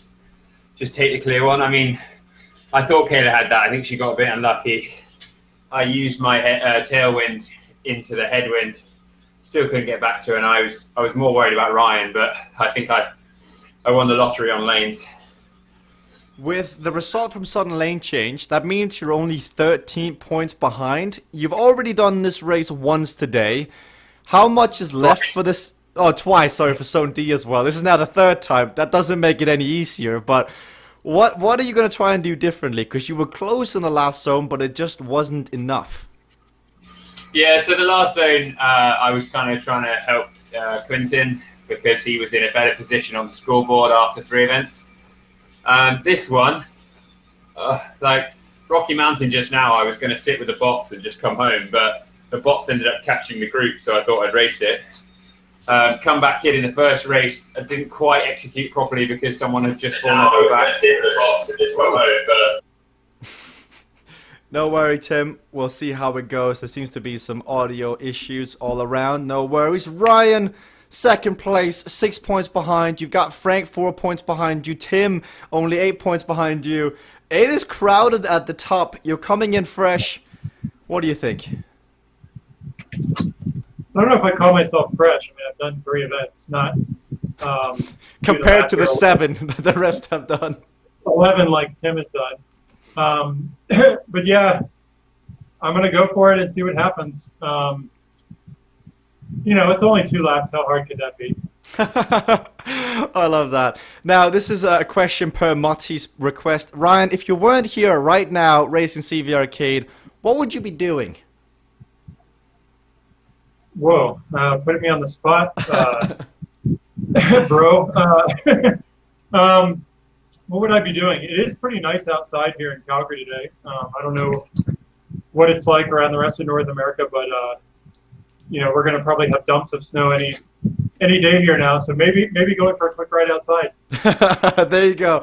Ryan saying he's going to go outside despite being inside, about to suffer. And what a foolish decision. Riding indoors is a lot more fun from when you can have power-ups, you can have wind, you can have crashing without having the opportunity to get hurt as we get ready to go. Summit Islands, 2 laps here. That last question, Marty Pichelli asked me very nicely last night that I would ask that question at least once during tonight's broadcast. So there you have it, my good friend Marty Pichelli. Ben on the front, Tim, Timothy, Frank, Kayla. It is so close at the top of the leaderboard. And it's going to come down to who wants it more, who makes the fewest mistakes, and who comes into this with that mindset of just knowing they can go that bit deeper. Frank in 4th, uses weight lifted here, attacking away. He threats the needle, and this is Frank Garcia. He's got a good gap. Look at the momentum he's getting. And Kayla trying to get... He's got to be careful. Oh, that was so close of crashing uphill as he saves at the last moment. 4 seconds, 5 seconds, 2 laps of Summit. Oh, Frank, you can see the reaction. He was threading the needle until there was no more threat left. And now everybody else has got to be careful. Niels Heldens meets Frank's butt and he slows down accordingly as we watch Ryan. Vibeke Bertram once more. She's probably finding her. Oh, Kayla as well. Oh, I can't believe it. Kayla and Peter. Peter's also crashed. It is the top leaders. And Tim Fulford, out of nowhere, is now leading the Omnium here in Zone L. He has got 6 points on Frank Garcia, 20 points on Ryan. And with crashes like that, with the Vibeke going down, it is so tense. 2 laps, so much racing remains. Timothy Tamont also chooses to have a look at the water by the side. Ben's catching up, Thomas Tippling. Whoo! Catch our breath. Frank, for a second, may have thought it was all over. He used his power-ups, but now he's going to have to race aggressively. Niels Heldens on the left. This time, there's no butts in sight as he moves on through. Frank Garcia with that very iconic avatar. Ryan comes on through as well.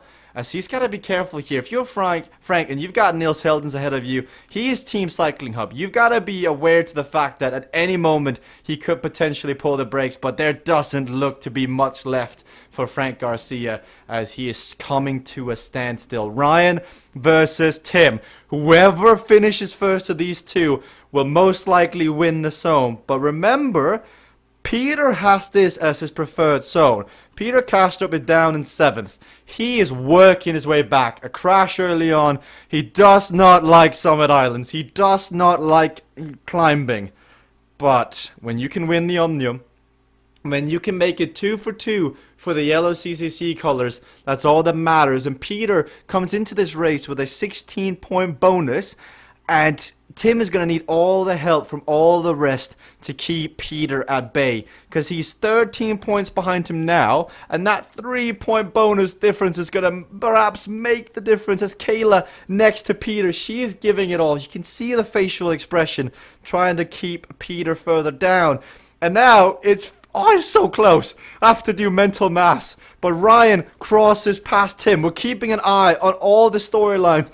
Niels Heldens at 208. Kate Cadet getting to the front here in Summit Islands to try and help his team leader. But Ryan Goldenberg comes to the top for the first time of 2. The 11% gradient has been conquered. But can you do that twice? You get 16 points from bonus points. Looking at the scoreboard, Peter is 22. Now he's 17 points down. So he's 1 point off.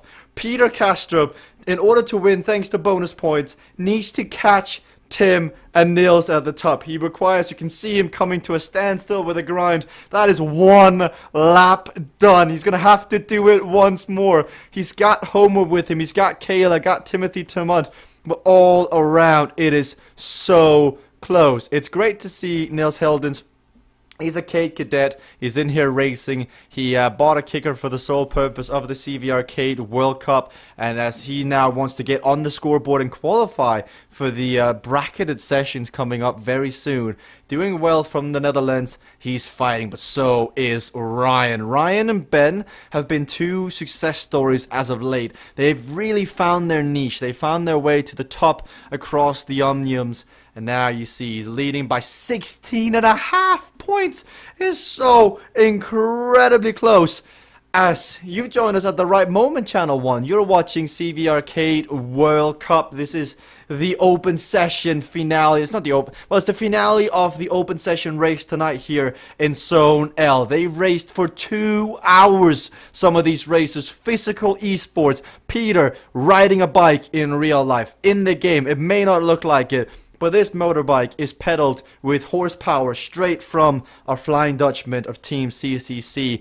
They're racing in the CVRcade World Cup. That is an overall prize purse of $25,000. Ride your bike for that amount of money is quite neat. Some people ride their bikes to go and get milk. Some people ride their bikes to win $25,000. I don't know which one I'd take. But if you're enjoying it, and while you're here, Channel 1, we've got the last 800 meters to go. So you better click that follow button down below, because of the 800 meters to go, we'll find out who is going to win. Peter Castro come into this as the leader, but now Tim, tired. You can see the effort. Ryan Goldenberg, he's going head to head with Niels Heldens as the gradients they feel in the game. You can see it goes uphill. The bikes are going to emulate the same. Weight lifted, the power up from Ryan gets used as a rider goes down on the left. When they start to go uphill, which they are now, the bike gets tougher. They have to change the gears, change the lanes, get out of the saddle.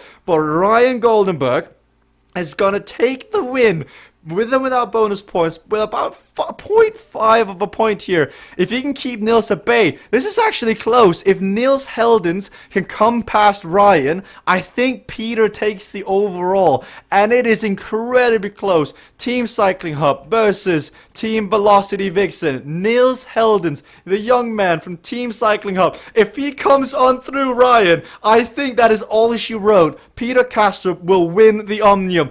50 meters to go, and this is the steepest gradient. Racer's edge. It's gonna be heartbreak between the two. 50, 25, and the speed. Ryan looks over, and I think that is it. 6.5 points. Niels Heldens nails that coffin shot.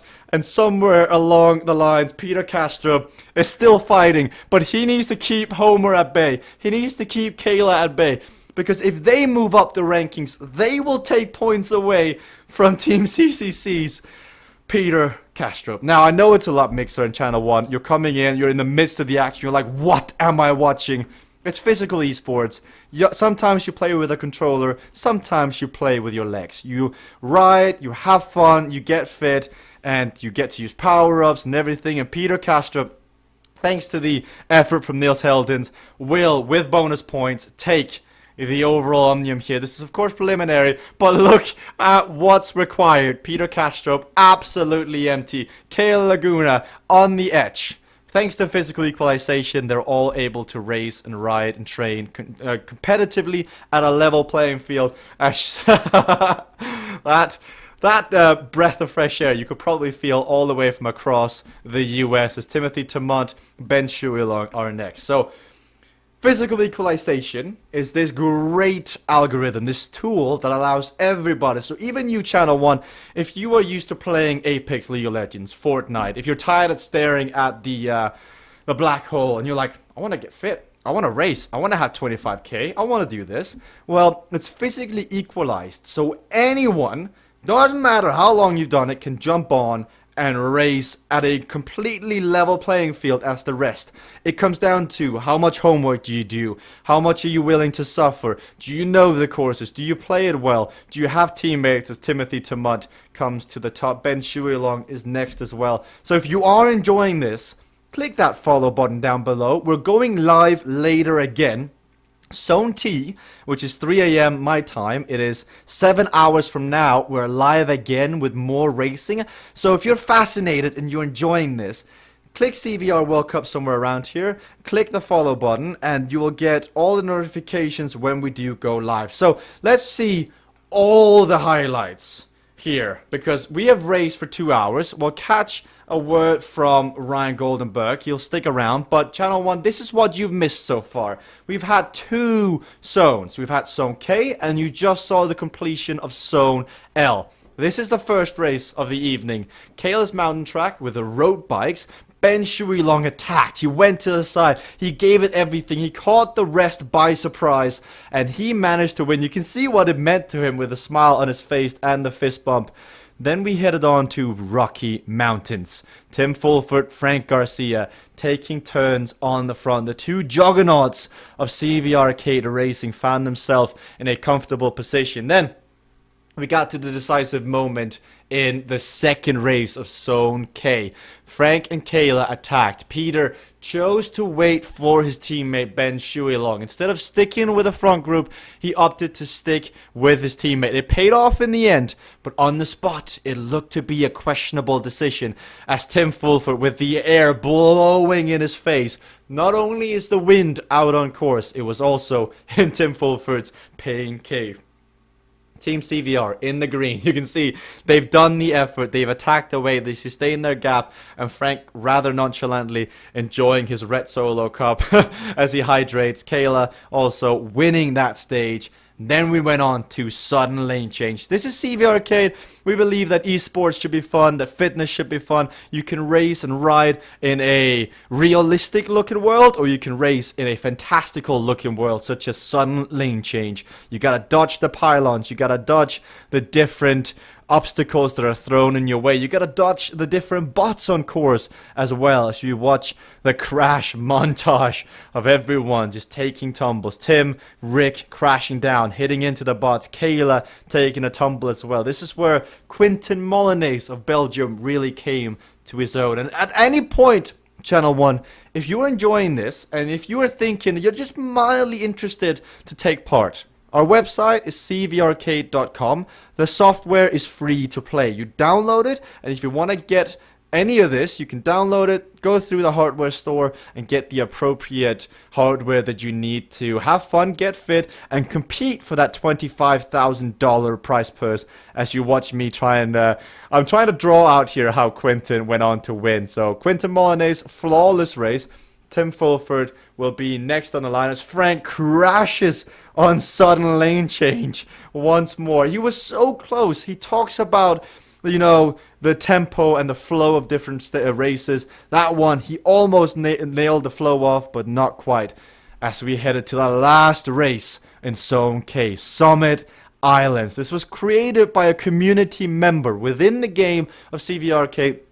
There's a track builder, and if you have a wacky, dreamy course that you want to see people race and ride and train on, you can create it. As Kayla, obviously not satisfied with her crash, Tim Fulford working for Quentin Molyneux here with Racer's Edge, grinding, standing up, feeling that 7% grade, and you know, you leave your house, you know, you're going, you know the route, you're going to get milk, but you got that one hill you don't like. That hill is Summit Island. That hill just never stops. As Ben Shuilong bobbing left and right. Can't tell if Ben or Muhammad Ali, as he ends up winning the stage and also winning Zone K's Omnium. Earlier on then here, Tim, comeback hit, attempted to make the move, but Ryan Goldenberg, ready and reactive, also using his power-up in Kayla's mountain track. Ben, just off the win in Zone K, attempting Zone L, and it just wasn't gonna be enough for him as the legs started to give out. Peter spinning like a washing machine. It was Ryan Goldenberg ending up with the win. Rocky Mountains, second time around, we had Ryan Goldenberg in the broadcast as he was going to play a major role at the end of this. Ben Shuilong using his power-ups. I did think he was going to crash. When he used Path of Least Resistance, the power-up that reduces the friction between the wheels and the ground, I thought, game over, he's going to crash, but that wasn't the case. Two-man group found itself off the front. Frank Garcia of Team CVR and Peter Castro of CCC. They worked together brilliantly. Despite being across two different teams, they shared the same mentality. I'd rather come to the finish line and be second than to start working together, not work together and be 10th.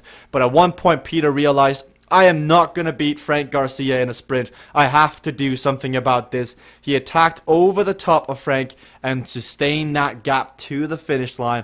And with 200 meters to go, you can see him get a swig of his water and realize, job done for now. I'm in prime position. This is my preferred zone. I'm streaming in. I'm getting all the bonus points. At this point, Channel 1, it was wide open at the top of the scoreboard. Frank, Peter, Kayla, Ryan, Tim, Timothy. You did not know who was going to win Zone L. Sudden lane change once more. For some, it was a time and a chance to make up for earlier mistake. For others, it was a chance to solidify their ability to raise high skill courses such as sudden lane change. You're watching Tim, Frank Garcia crashing down, heading into one of those barriers. It wasn't the end of the world. You can have one crash and make your way back up as Peter comes on through here. He was in the lead, but he just makes a silly mistake thinking he's in the right lane. You can see the reaction. He knows he made a mistake there. As Tim comes on through, onto the line. Tim and Kayla were close. Peter Castro once more, smile on his face, the shake of disbelief as he can't believe he made another mistake. But the finish was so close. Kayla in the green, Tim in the orange and blue. Kayla just chooses that left lane where the butt stands back up. and she slows down, allowing Tim Fulford the win on sudden lane change. Great racing all around there. As you can see, Tim happy with this one. Celebration. Man, it was so close for secondary positions. Frank and Peter fighting for secondary spots, and Peter crashed just at the line, allowing Frank to come on through and giving up more crucial points. Last race, Summit Islands.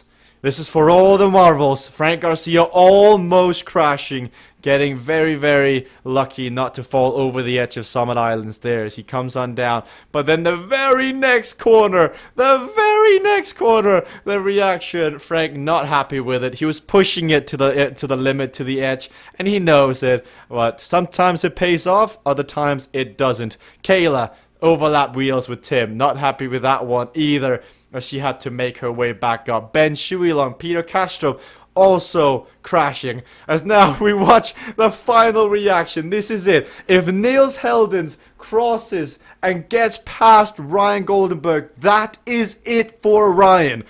Peter Castro wins thanks to bonus points.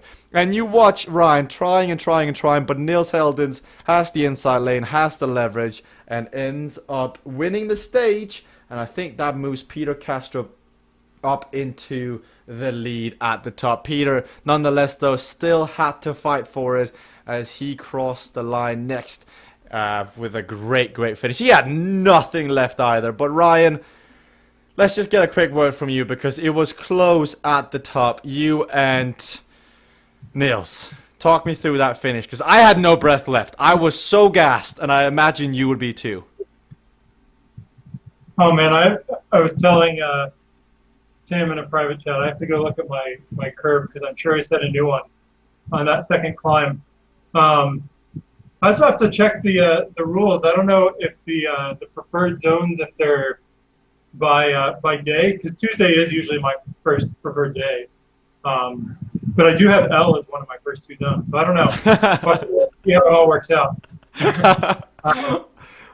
But yeah, I think if it were Tim or Frank or Peter up at the top and they were going head to head, I mean, no offense to Niels, but you know, having someone right there in the standings with you would be a lot different, kind of going head to head.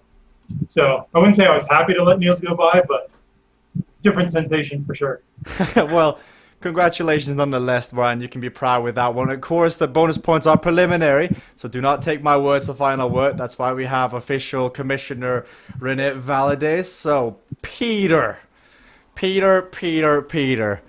That one, I think, is a race and an omnium you can be proud of, but the crashing on Sudden Islands, the crashing on Sudden Lane Change on Summit Islands was the name of the game for you. In the end, I think you save it, but talk me through that entire zone and how it progressed from your side. Well, the two first races went according to plan.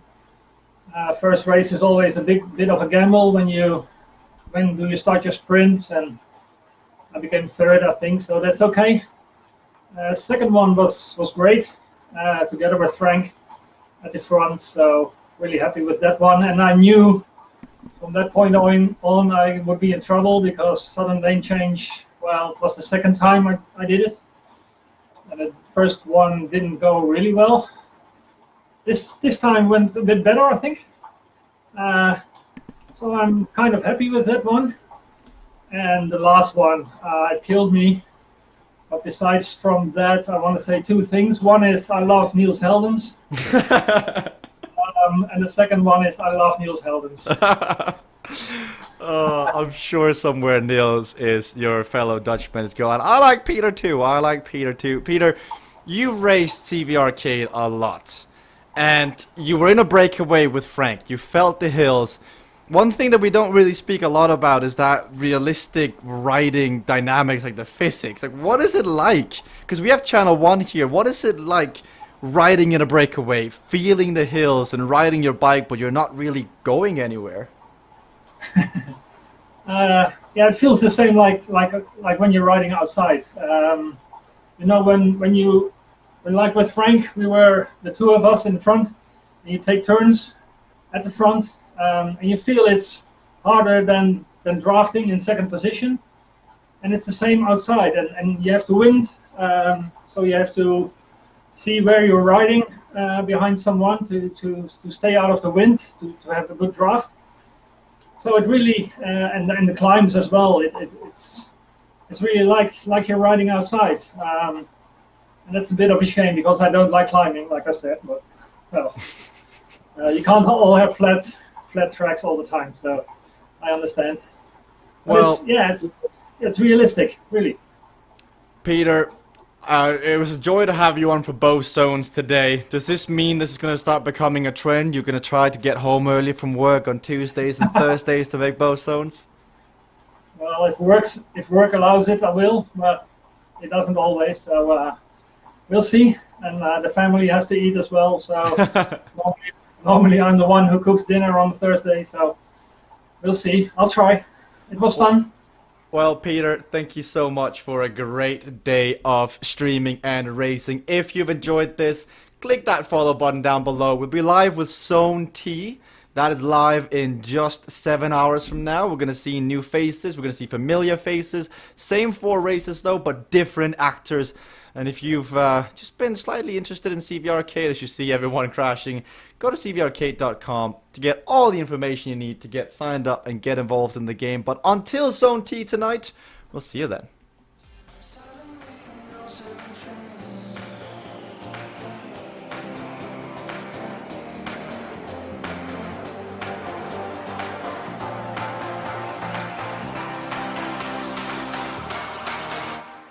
But no, Beth, your goes crashing down. Determination, the suffering, the ability to... And she's unleashed everything in this attack. See just how much that win means to him. All the marvels. Kayla versus Allison and to the line.